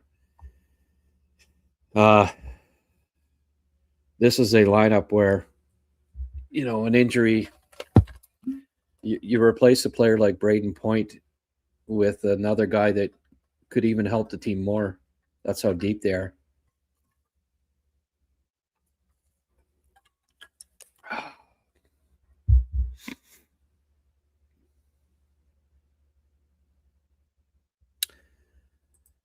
The only stat that matters for a goalie is the W. Well, if that's the case, how do you send down a guy that's won 4 of his last 5? 9 points in his last 5, 9 out of 10. And then, as George says, with all these back-to-back games, I see no issue carrying 3 goalies. Monty is in Washington resting. The rest of the team gets in. Yeah. Here's a good point. Grant Fuhr let in many goals would make the steal saves at the end. Yes. I like goalies that win. I think all 4 players are practicing with the team. Probably will start seeing them quite soon. Oh, is Anderson back? I know Doc, Laine, and Evans were, but Okay, that's good. That's good news.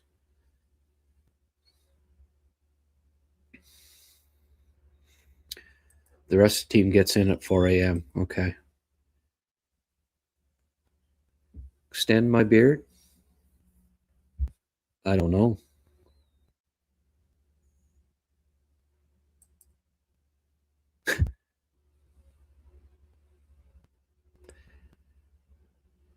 Let's hope our horse makes it. Yeah.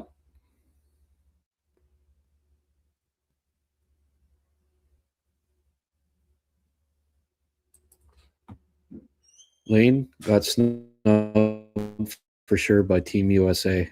Oh my goodness. And it's funny, you know, Guerin trades for a 5'10 defenseman. Already has a 5'9 one. But he can't have two 5'10 defensemen on the Olympic team. It's funny, eh? I think that's funny. Not ha-ha funny, just funny. Weird funny.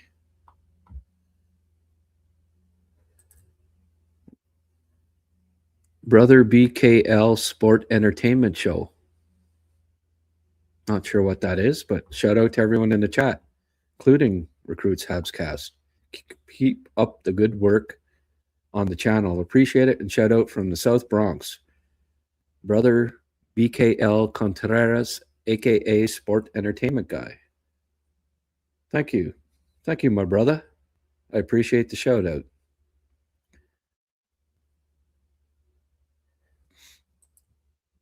I witnessed your preseason prediction, Grant. Hutson at plus 60 and Calder.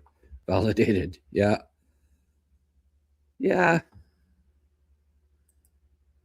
Kapanen is on his way to score more goals than Saku, who doesn't even have 300 goals. Yeah. Well, Saku had 20 as a rookie, and he was the most heralded player outside of the NHL when he came in his rookie year. I remember them saying, like, who was the best prospect, and it was Saku Koivu. And it was considered fantastic that he scored 20 goals as a rookie center in the NHL. And Cappy's up to 16, and he's got 36 games left. Yeah.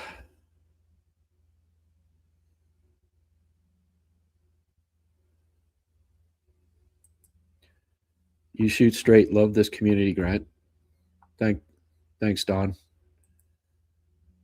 When are you heading back? I thought it was supposed to be around the 10th.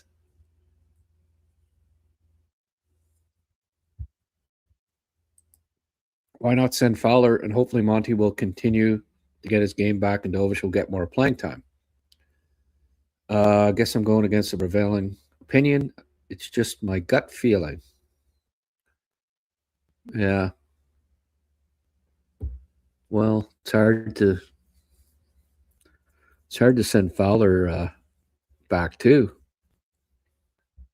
I don't know. There's nobody sucking, and there's nobody playing great. So, well, it's funny, eh? We're up over 100 now, and it's 12:08. People like hanging in there, eh? They want to. Oh, they tune in once I've had a couple beer in me. Okay, what's Grant gonna say now?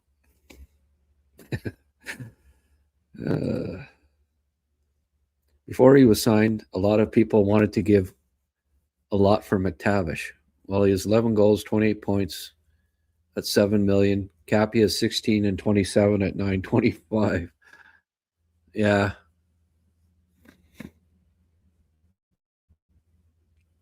I love McTavish, by the way, but yeah, that's a good point. And it's not like Mason's playing with bums either. He's playing with Seneca and Gauthier, I believe. But yeah. Monty was already in Washington today. They have been sending the guy who's going to play ahead of time. Well, that makes sense, I guess. Just hope he's not partying it up, hanging out with the Ottawa Senators players.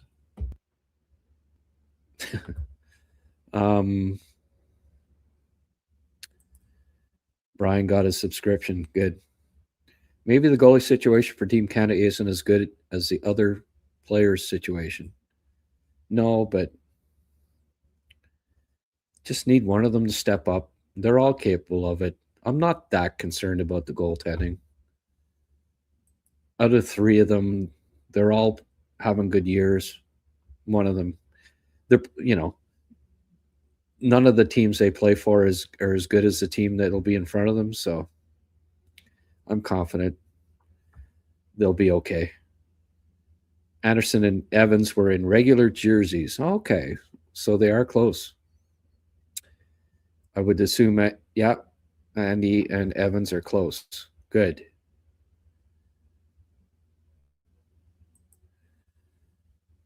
With Evans back, the Habs could develop an outstanding PK and give Suzuki needed rest.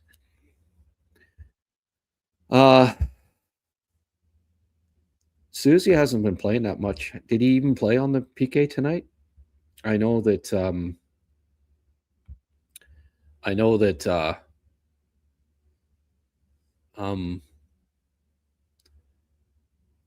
Deneau, Cappy, and Veleno were the regulars. I think Texe got some time on the PK tonight. Susie a little bit. But those three were predominantly killing the penalties. I guess Veleno loses his place to Evans when he comes back, but some people have been making the argument that, hey, you could justifiably have Veleno ahead of Evans, but it's not going to happen. I realize that.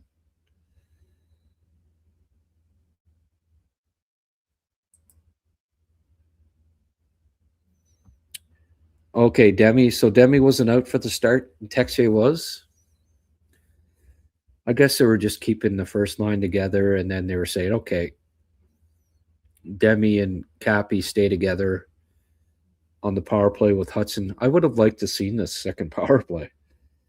Obviously, I like them scoring better, but Cappy, I'd like to see Cappy on the power play with Demidov and Hutson, because I think he can score some goals. The kid's got a really good one-timer, really good. Brian brings up a good point. Slap the likes. Please do. Everyone is on EI. Oh, there you go. That's why people are up. Yeah. Thank you, Carney.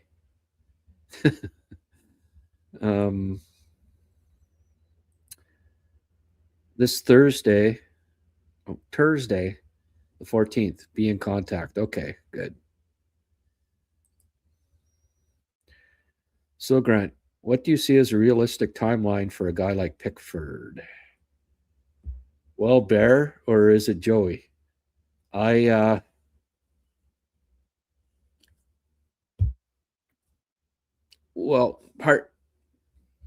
partly depends. It's dependent on how strong the Canadians' blue line is already, right? It's dependent on how long Carrier stays, at the level he's playing. It depends on who gets traded. And I'd say realistically, probably 2 to 3 years in the minors for Pickford. But I don't like to make predictions on these things, because who knows? Like, he could, if he goes to the AHL and scores like 30 plus goals, and I think that is a distinct possibility, then how do you keep him down there for more than a year? But if I, at this point, if I were to guess, I'd say 2 to 3 years in the minors. like 2 years. After his season this year, if they don't go to the Memorial Cup, or if Laval doesn't go all the way to the Calder Cup, if Medicine Hat doesn't go to the Memorial Cup, then he'll play some, I think, in the playoffs, the AHL playoffs. But if they win the dub, then probably not, unless they go to the Calder Cup finals in Laval. But I wouldn't mind seeing him get a little bit of pro experience at the end of this year to ready him for next season, and then see how he does, next year, and take it year by year. But there'll be no rush on him. 2-3 years learning, honing his defensive game, be good for him. Tuned in late again. Slav is a monster. Absolutely. You're not kidding.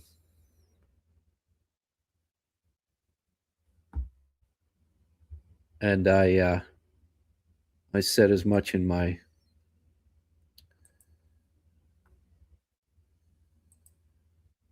thumbnail tonight, folks.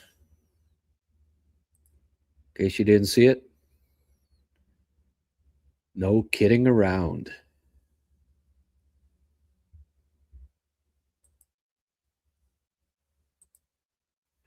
Susie was not on the PK tonight. I didn't think so.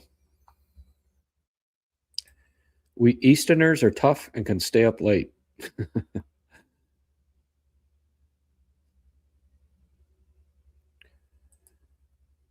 Gotta love it when Lane goes into a corner with larger forward and finesses him out of the puck in a heartbeat and skates out with it. Skill off the charts. He also goes in there and takes the hits and just, doesn't faze him. Sam Bennett and Sam Reinhart. Yep. Won't be Carter Verhaeghe anyway. Freaking guy.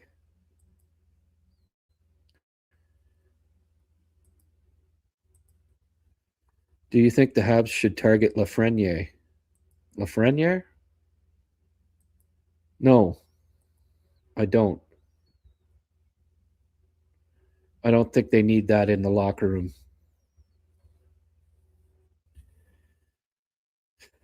No.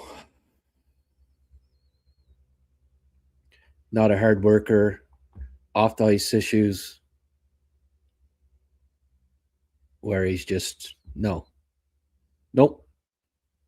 He's like the antithesis of Demi, Slav, and Hutson.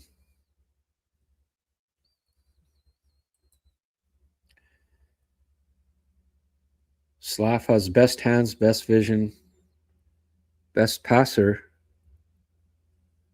on team, with the possible exception of Suzuki. No, I'd say Hutson. But if you're talking about just forwards,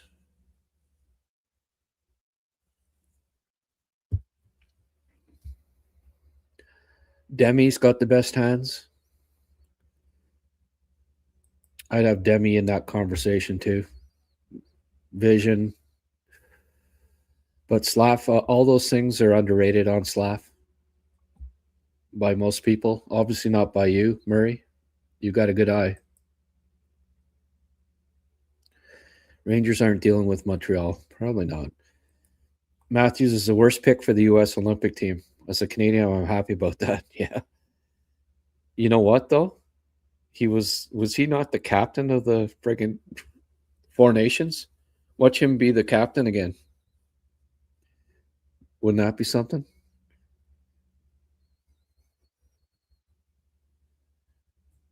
Oh, sorry, I meant as captain for the U.S. Okay. Yeah, because he's not the worst pick. I mean,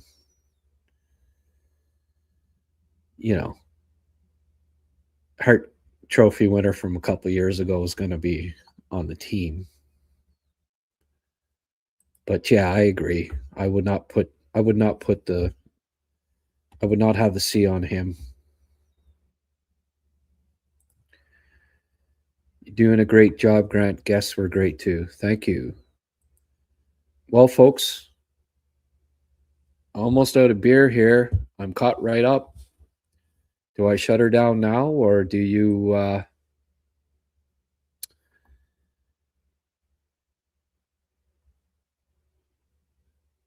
get some questions in here?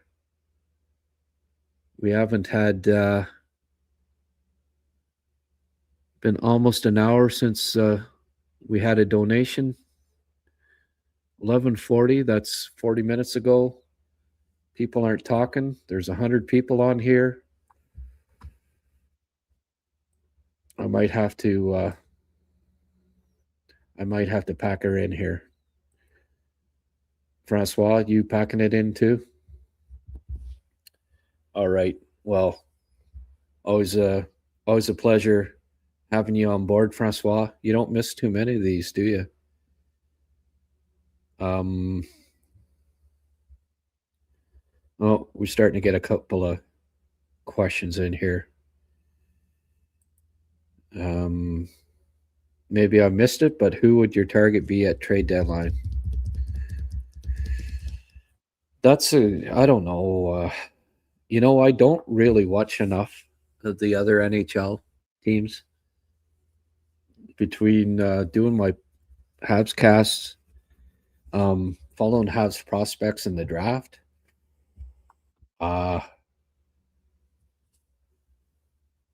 it's a good question. There aren't a lot. I really don't think the Canadians need to target a whole pile here. Maybe this isn't the year because they just have so many extra. Like they've got too many. Like when everybody's healthy. Like the way I'm looking at it is their trade deadline acquisitions are Doc, Laine, Newhook, and Goalie just came back. So, and Evans, Anderson, well, they weren't out long term, but if you want to look at it that way, those are the guys they're picking up, right?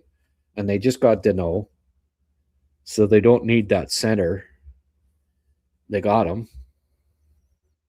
I don't know that they need to mess with the roster too much this year. Like one more year. By next year, some contracts will be coming up, and the roster will be a little lighter. But for this year, they got a good thing going. These guys are bonding great. The chemistry's great. I don't know that they really have to, unless the right piece comes along, and unless they can get rid of a couple of guys on the roster, that will be in return or whatever. The answers could be there internally, right?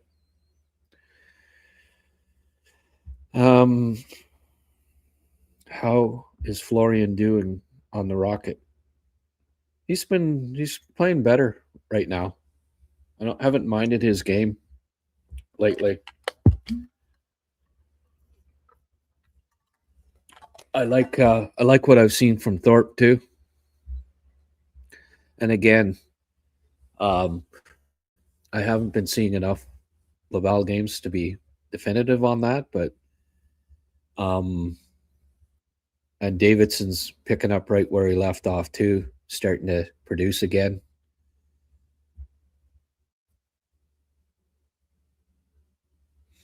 Who's this guy? Sui. TSUII 62. You're excellent. Full stop. Thank you.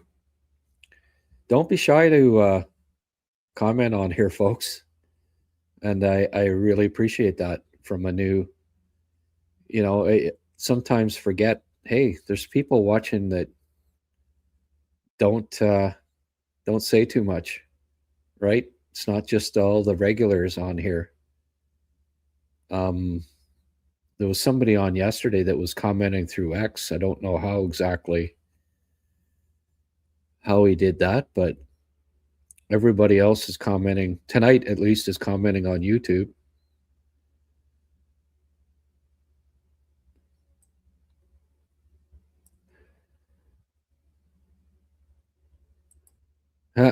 See, even Bear.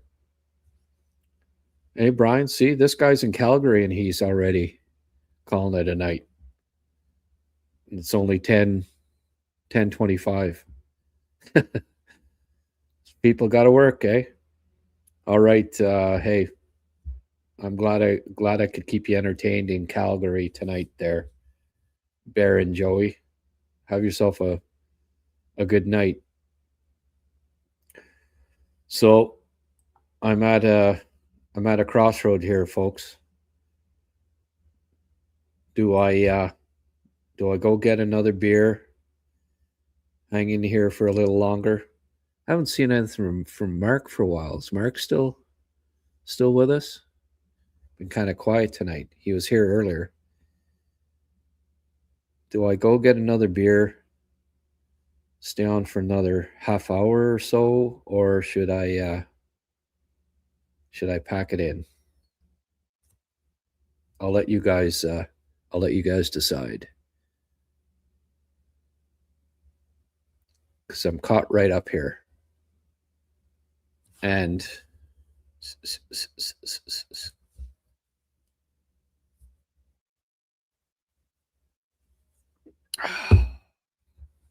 last sip. Still got 100 people tuning in.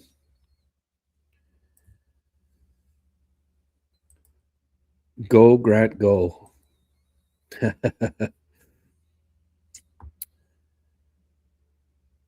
Buy whiskey.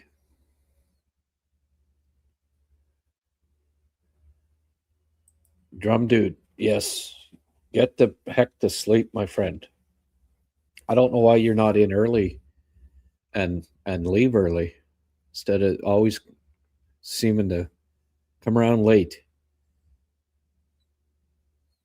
Keep on banging the drum there, drum dude. Have a good night. Buy whiskey. Beer. Okay, well, you know what?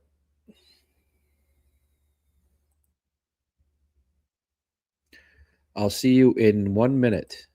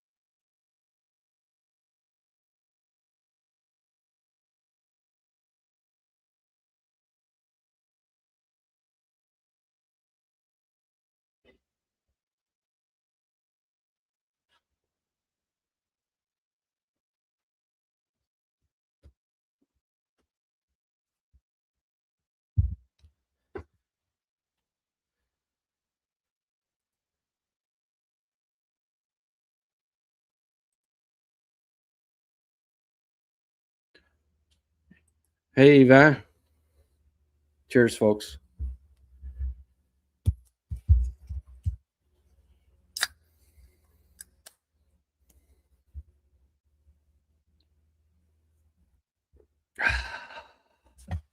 Gonna go for a ski tomorrow and work that off.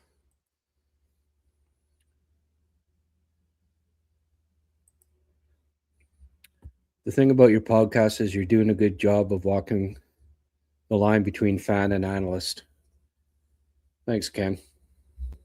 Cheers.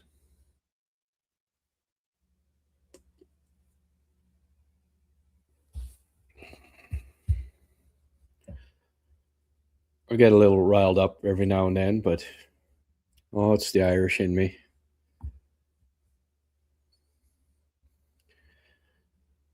Never been one. I don't like being told what to do.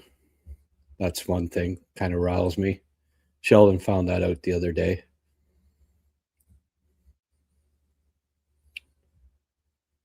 Past the age where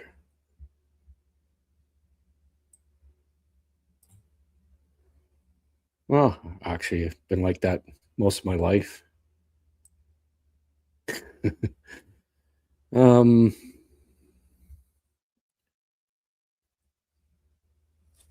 So let's get back to the stats here for a minute.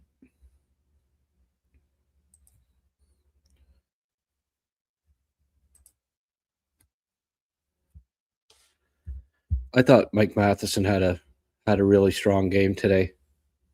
Loved his goal. Loved that shot. I mean, he's a stud on the penalty kill, right?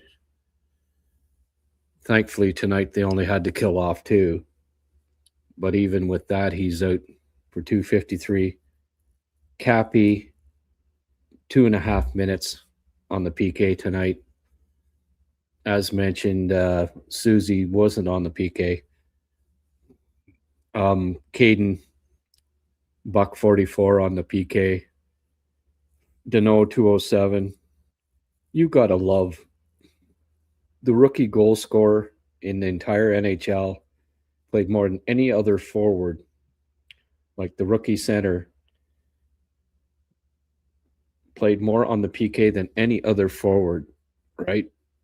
And he's leading the NHL in rookie goal scoring at center. Do you realize how rare that is? It's just Cappy is obviously become a coach's favorite, and that's no surprise to me at all. Demi, what did surprise me was that Danault played more than Demidov tonight. Galley almost played more than Demidov tonight. Like, why were they playing the third line?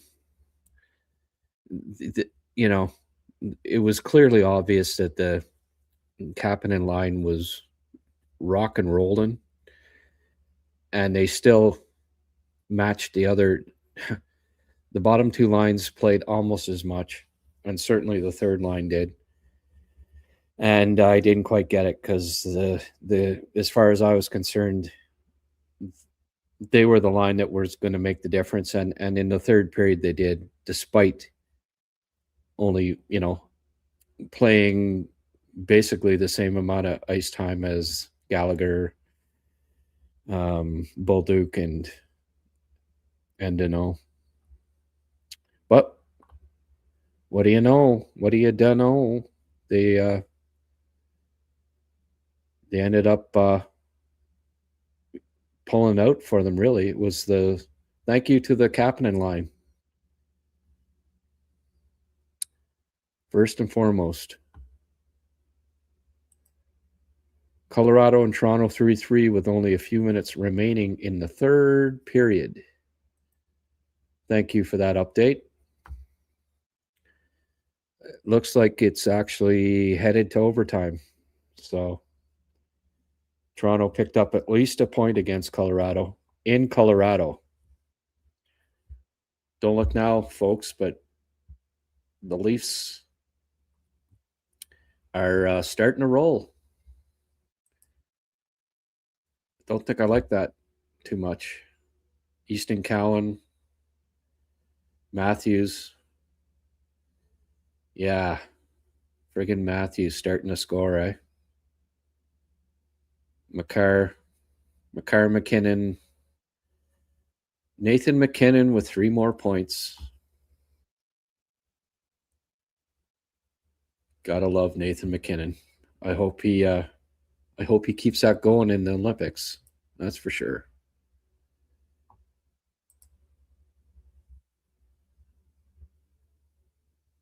But I like that Cappy was good in the faceoffs again tonight.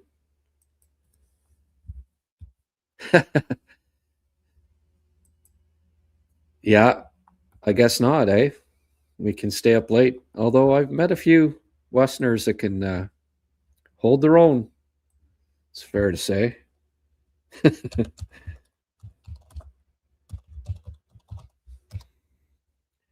Say that to the wrong Albertan, they'll take it the wrong way.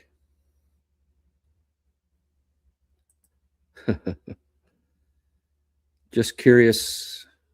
So with Cappy,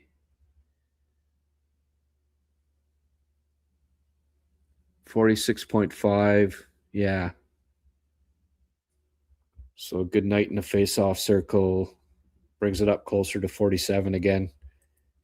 As I've mentioned before, anything north of 45% as a rookie center in the NHL is great. You gotta love it. Oh, geez. Brian comes out with the. By the way, we cracked 100 HabsCast memberships. Thank you. Thank you, Brian. We cracked 100. Thanks to Brian, who's gifted about 50 in the last couple of weeks. Oh, those Easterners. Appreciate it, Brian. Big time. Thank you. And hey, you get to Ottawa, we'll see if we can't get together there, right? As you noted in that one of those fine emails that you sent me. And Donnie, of course, 14th. I'll try to make some make sure that I get together with Donnie McCaskill. I'm looking forward to that too.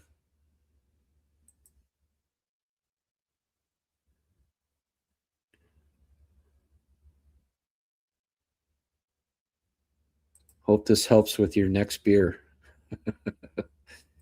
I'm retired so I can stay up late. Yeah, I've noticed that. This one's colder than the last one. I'm here for another at least 10 minutes, so you got some questions, folks? We're down to 84. That's still a good number. A few of you are hanging in here.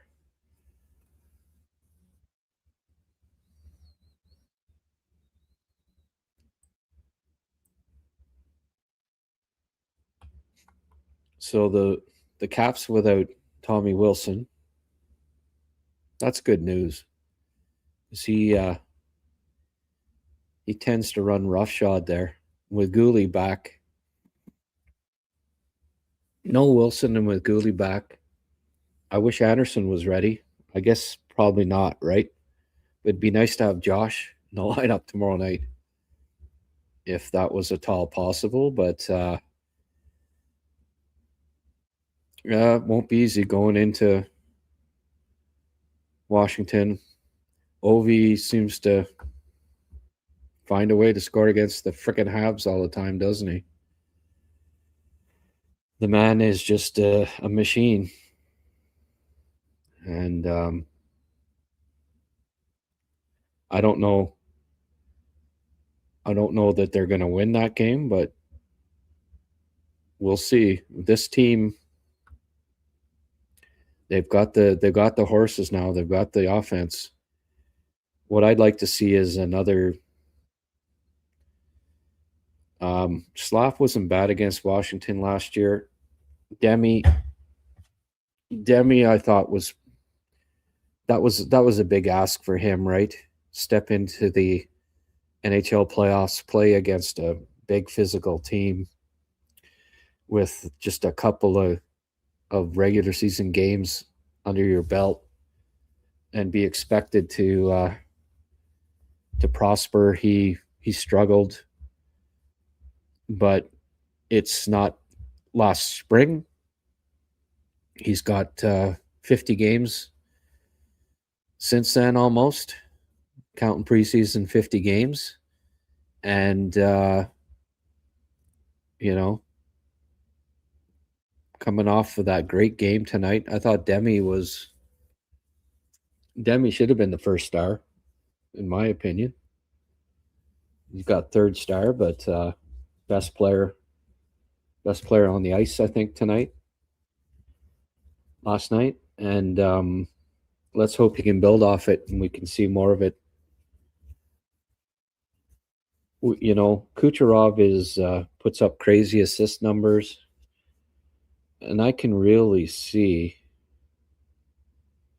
him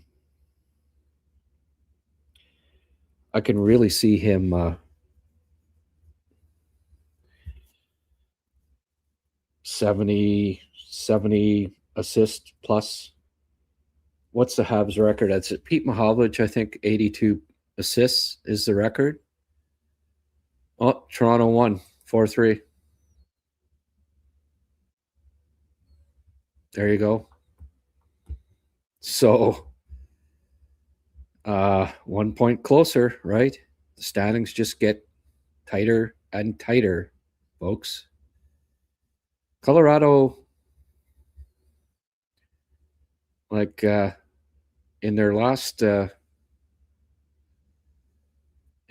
4, have only won 2. So, or sorry, their last 5, they've won 2.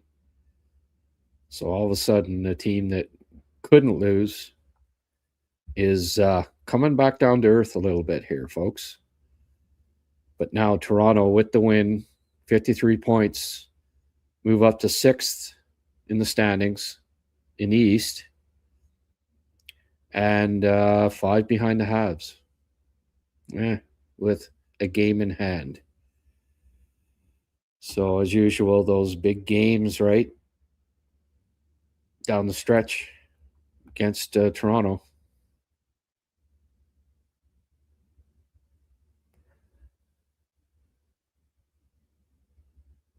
One point behind us after all that whining. What? Sorry, I'm not.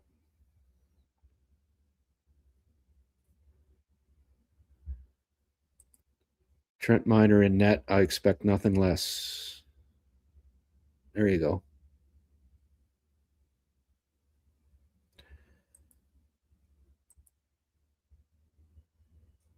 Germain's got the right attitude here.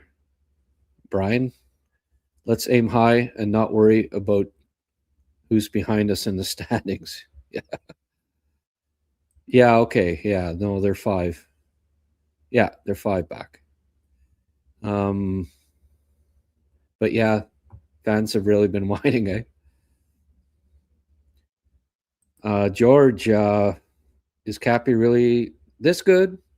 Or does he benefit from play driving wingers? Would he do well with Anderson, for example? Sure, he's benefiting from playing with the guys he's playing with. And they're benefiting from playing with him. Would Demidov have as many assists as he has if he was playing with Anderson, for example? So it goes both ways, right, George?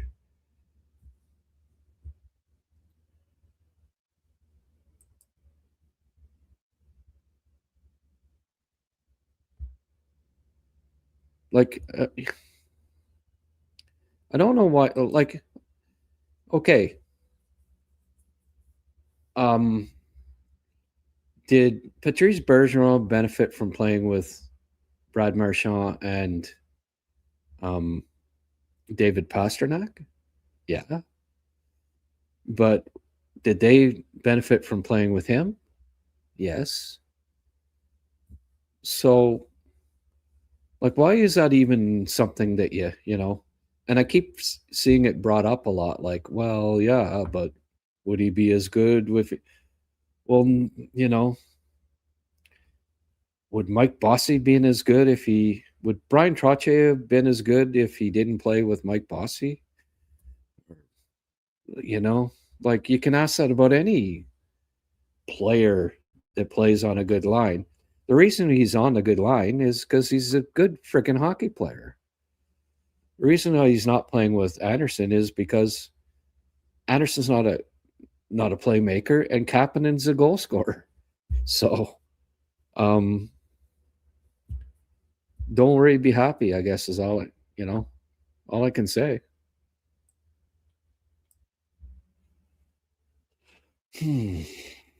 Eduardo, were you not listening 2 minutes ago? Did you just tune in? You came in to tell us? Because I did announce, yes, Maple Leafs 4-3 in OT. Some bitch.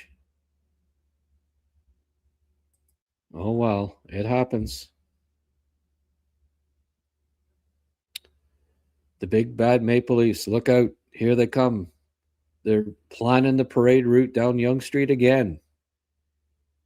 Just when the friggin' all the plans had got ripped up, they had to take them out of the garbage, tape them back together,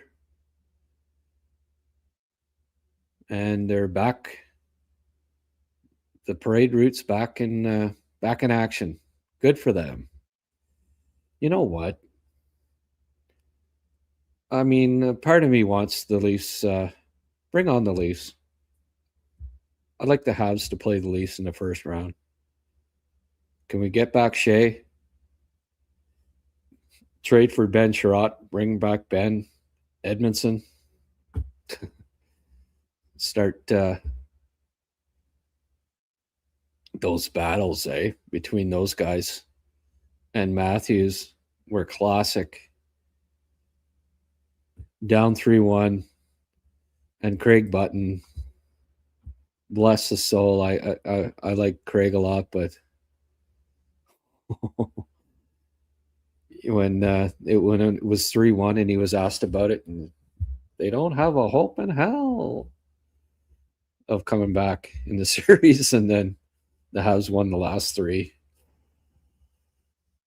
That's always going to be a fond memory. Both Woods got hurt. Okay. Wedgwood and Blackwood both hurt.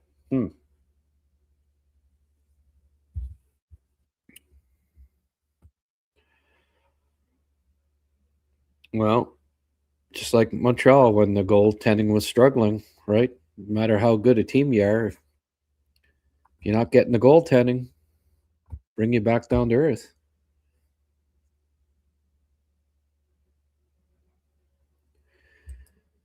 Is Marty worried about burning out these young guys before the playoffs? Well, they're young guys. I'd worry about burning out the old guys. It's all academic. The roster will look quite different after Olympics. Stay the course. Great entertainment. Enjoy the Hab moments. Well said.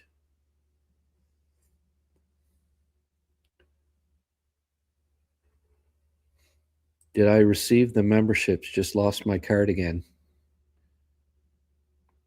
Yeah, I mentioned something like at 12:36 a.m. You gifted 5 memberships. That was 12 minutes ago.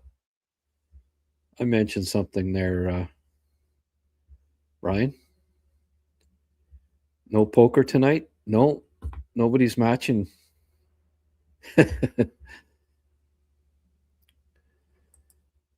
Anybody can get beaten on any given night except the Avs, maybe. Well, hey, I've mentioned it a few times. Tampa a few years back, breaking records, gone, first round. Columbus. Florida, almost breaking records, gone, first round. Boston, remember, breaking Habs records or going to, gone, first round. Detroit, when they did break some Habs records, even though I don't consider them broke because it included overtime wins, but still great season, lost. So I'm not gifting anything.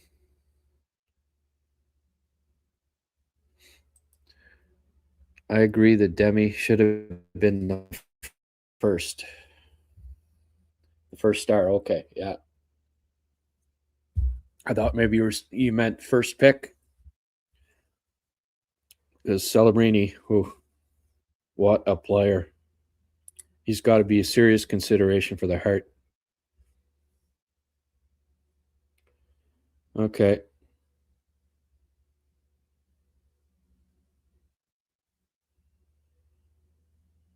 Oh, right on. Looks like I might get together with Don on Thursday. That'd be great. Sounds like a plan, Donald. McCagg and McCaskill. Look out.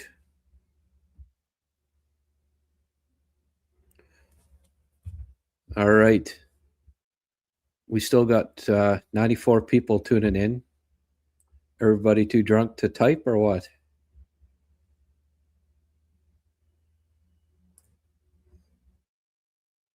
Just Brian. Brian. But no, that's a good point. Sui,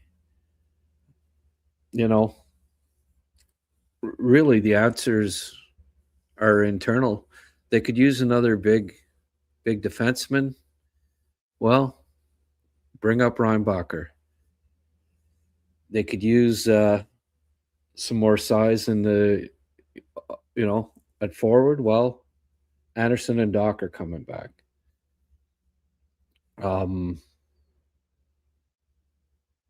Do they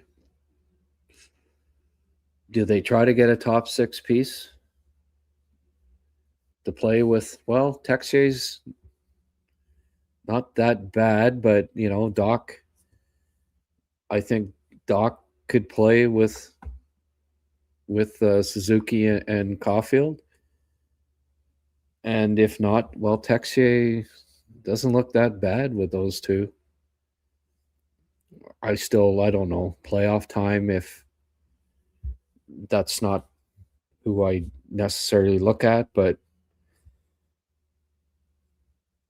he's shown a little more grit and physicality than I've seen in the past. Hey, you're getting a golden opportunity, right? You're getting a chance to play on the first line in, you're from France and you get to play on the first line for the Montreal Canadiens. I mean, he's got to be inspired, right? Like, if I were to guess what team Alex Texier grew up cheering for, I mean, you don't have to think very long and hard, right? It would be the Montreal Canadiens, the Montréal Canadiens, and he's trying to seize the opportunity. He's got to be super motivated. Looks like he's pretty popular in the dressing room, and you see those.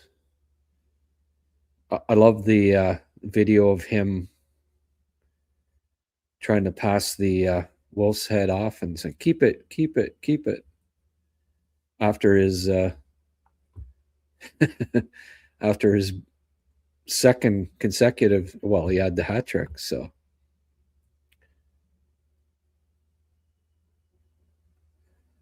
who would I put in nets for the Habs in Washington?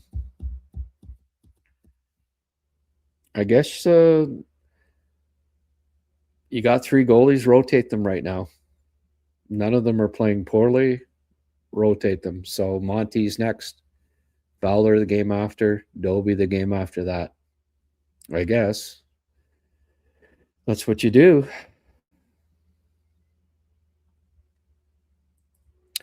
I totally quit watching hockey 30 years ago. What a year to start watching the Habs again.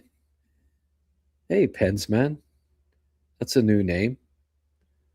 Yeah, were you watching podcasts 30 years ago?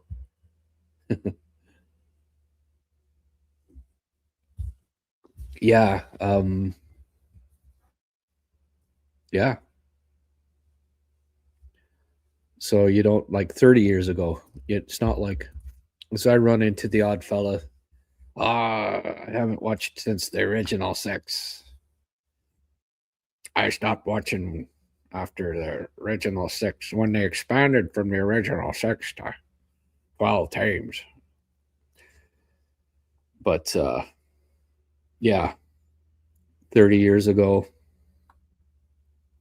I could never stop watching hockey. You know, I'd see that, but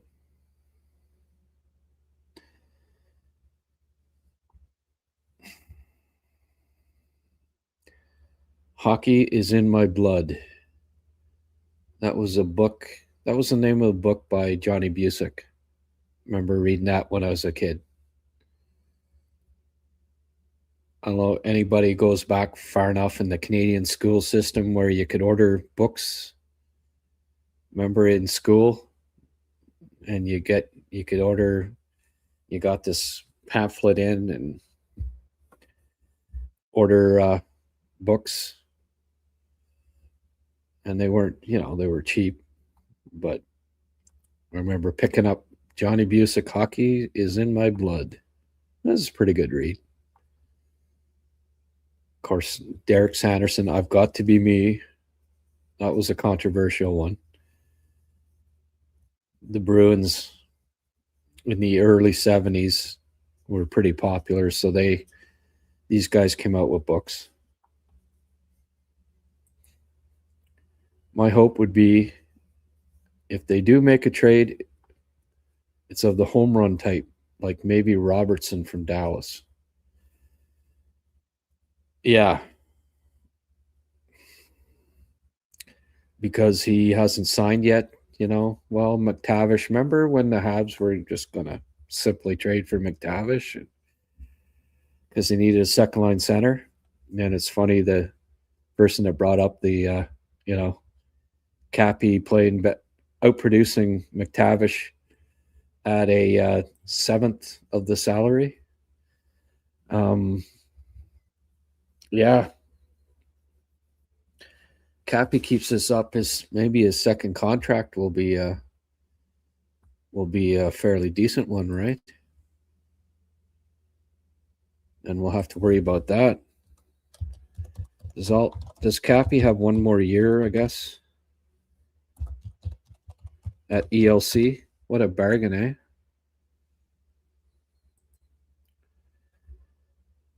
Year 2 of 3. So Oliver Kapanen on pace for 28 goals, centering second line on an Eastern contender, top penalty killer, is going to be paid less than $2 million over this season and next season. It's because of guys like that and ones coming up that the Canadians are in great shape when it comes to the cap too, right? They are. Because you still got these ELCs to balance off. Like Montreal's second line is making less than $10 million. And I mean, between them, 17, 16, 43 goals at less than, so they're on pace for basically 80 goals and making less than 10 million. So like if Austin Matthews was an 80 goal scorer, what would his salary be, right? Be more than 10 million. Right? And Kirill Kaprizov, how much would he be asking for if he was an 80 goal scorer? So, and it's one of the reasons why I think the Canadians will contend for a long time here, because they have players that are going to be in the top 9 down the road that are on entry-level contracts, and that balances out the bigger contracts that you have, but yet they don't have any gaudy ones. No one's making 10 million plus. And, most of the big names are signed for several more years yet, where you don't have to worry.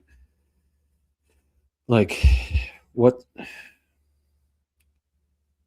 who's going to be the first player on the Habs to make $10 million a year?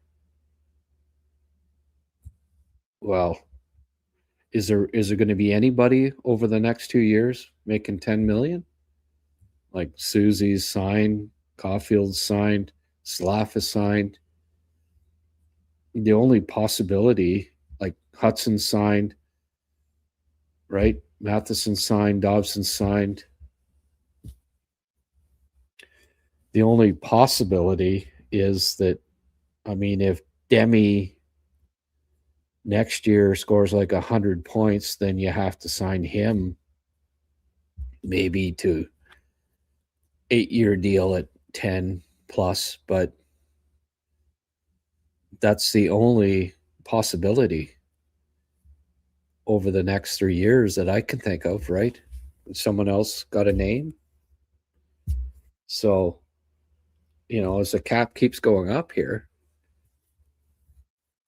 they've got Zarowski will come in on an ELC. Reinbacher will come in on an ELC. Maybe Pickford, Hage on an ELC, right? These guys are going to find spots. And probably in the top 9 and top 4 defense over the next couple of years. To go along with Cappy, Demidov. It's all good. So, great shape. Canadians are in great shape going forward here.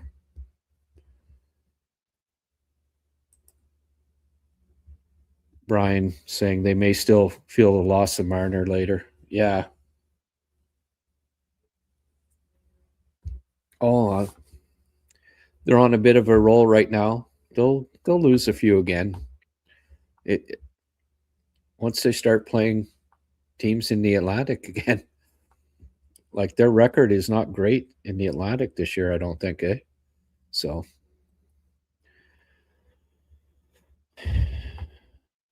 I said that about Robertson, but in the end, I can only see something small happening to maybe straighten out the roster glut about to happen. Yeah.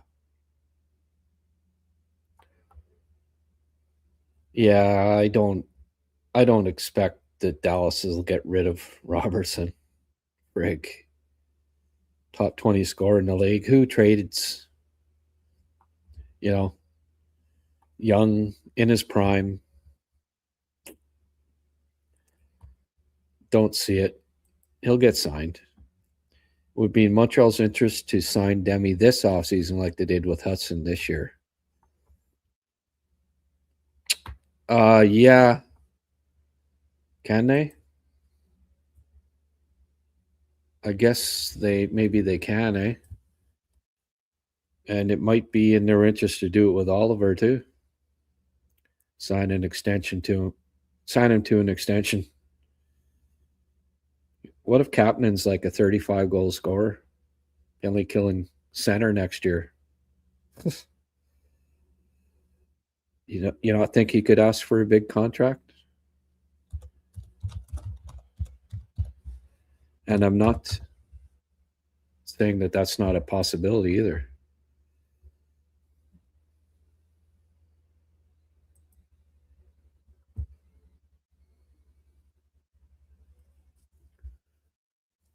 Yeah. So this is year 2 of 3 for Demi. Yeah. Oh, yeah. They've got to talk to him this offseason and say, hey, will you sign, 8 years, $8 million or whatever, or 8 years, $9 million? We'll see. We'll see what happens with that. But yeah, they would be sage to go that route.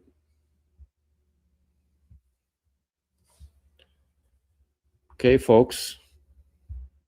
I guess no one's playing poker. Jermaine, Brian.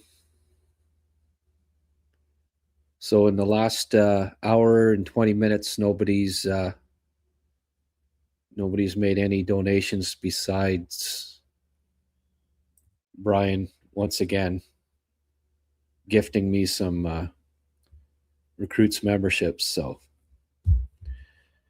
all right, we'll give it a few more minutes here. You got any more questions? Ask them right now, because I'm going to pack it in here. I got to let Chester out for a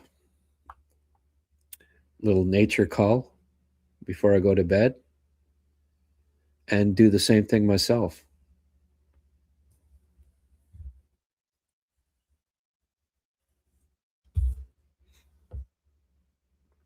I have to go to Costco and get some more beer, thanks to you guys twisting my arm to drink these friggin' beers 1 o'clock in the morning.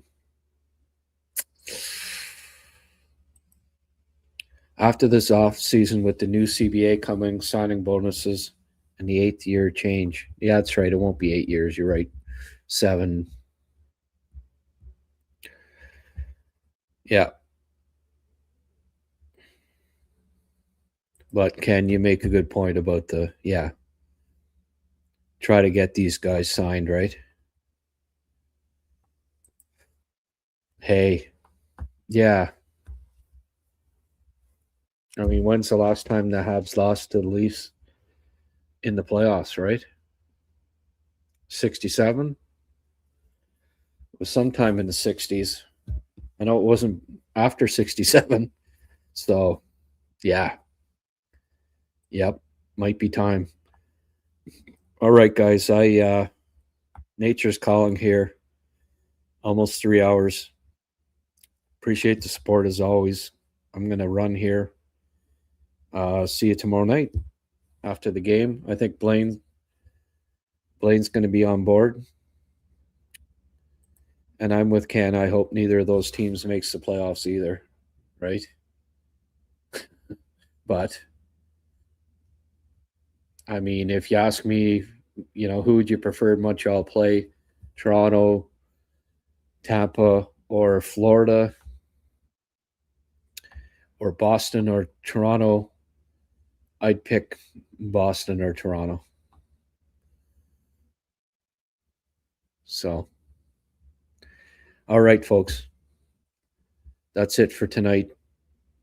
We'll see you later tonight after the game, after the Washington game, and hopefully the Habs won another one.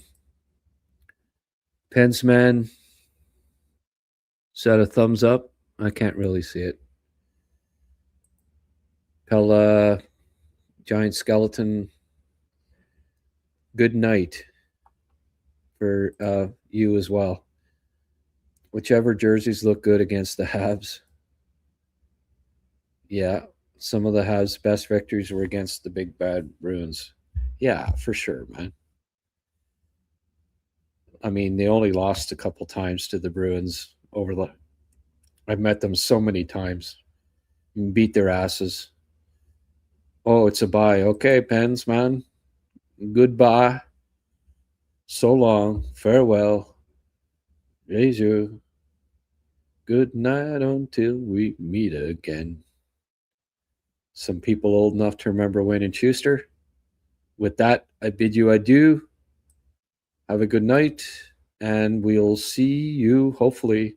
Oh, I'm doing a podcast at 1 o'clock tomorrow afternoon with Eric Macramella. So we'll recap the game tonight, and we'll set the table for tomorrow night's game, and then I'll do a post game. So you get a double dose of the HabsCast tomorrow, which is actually today. All right? See you for both. It's a deal. See you then. Bye for now.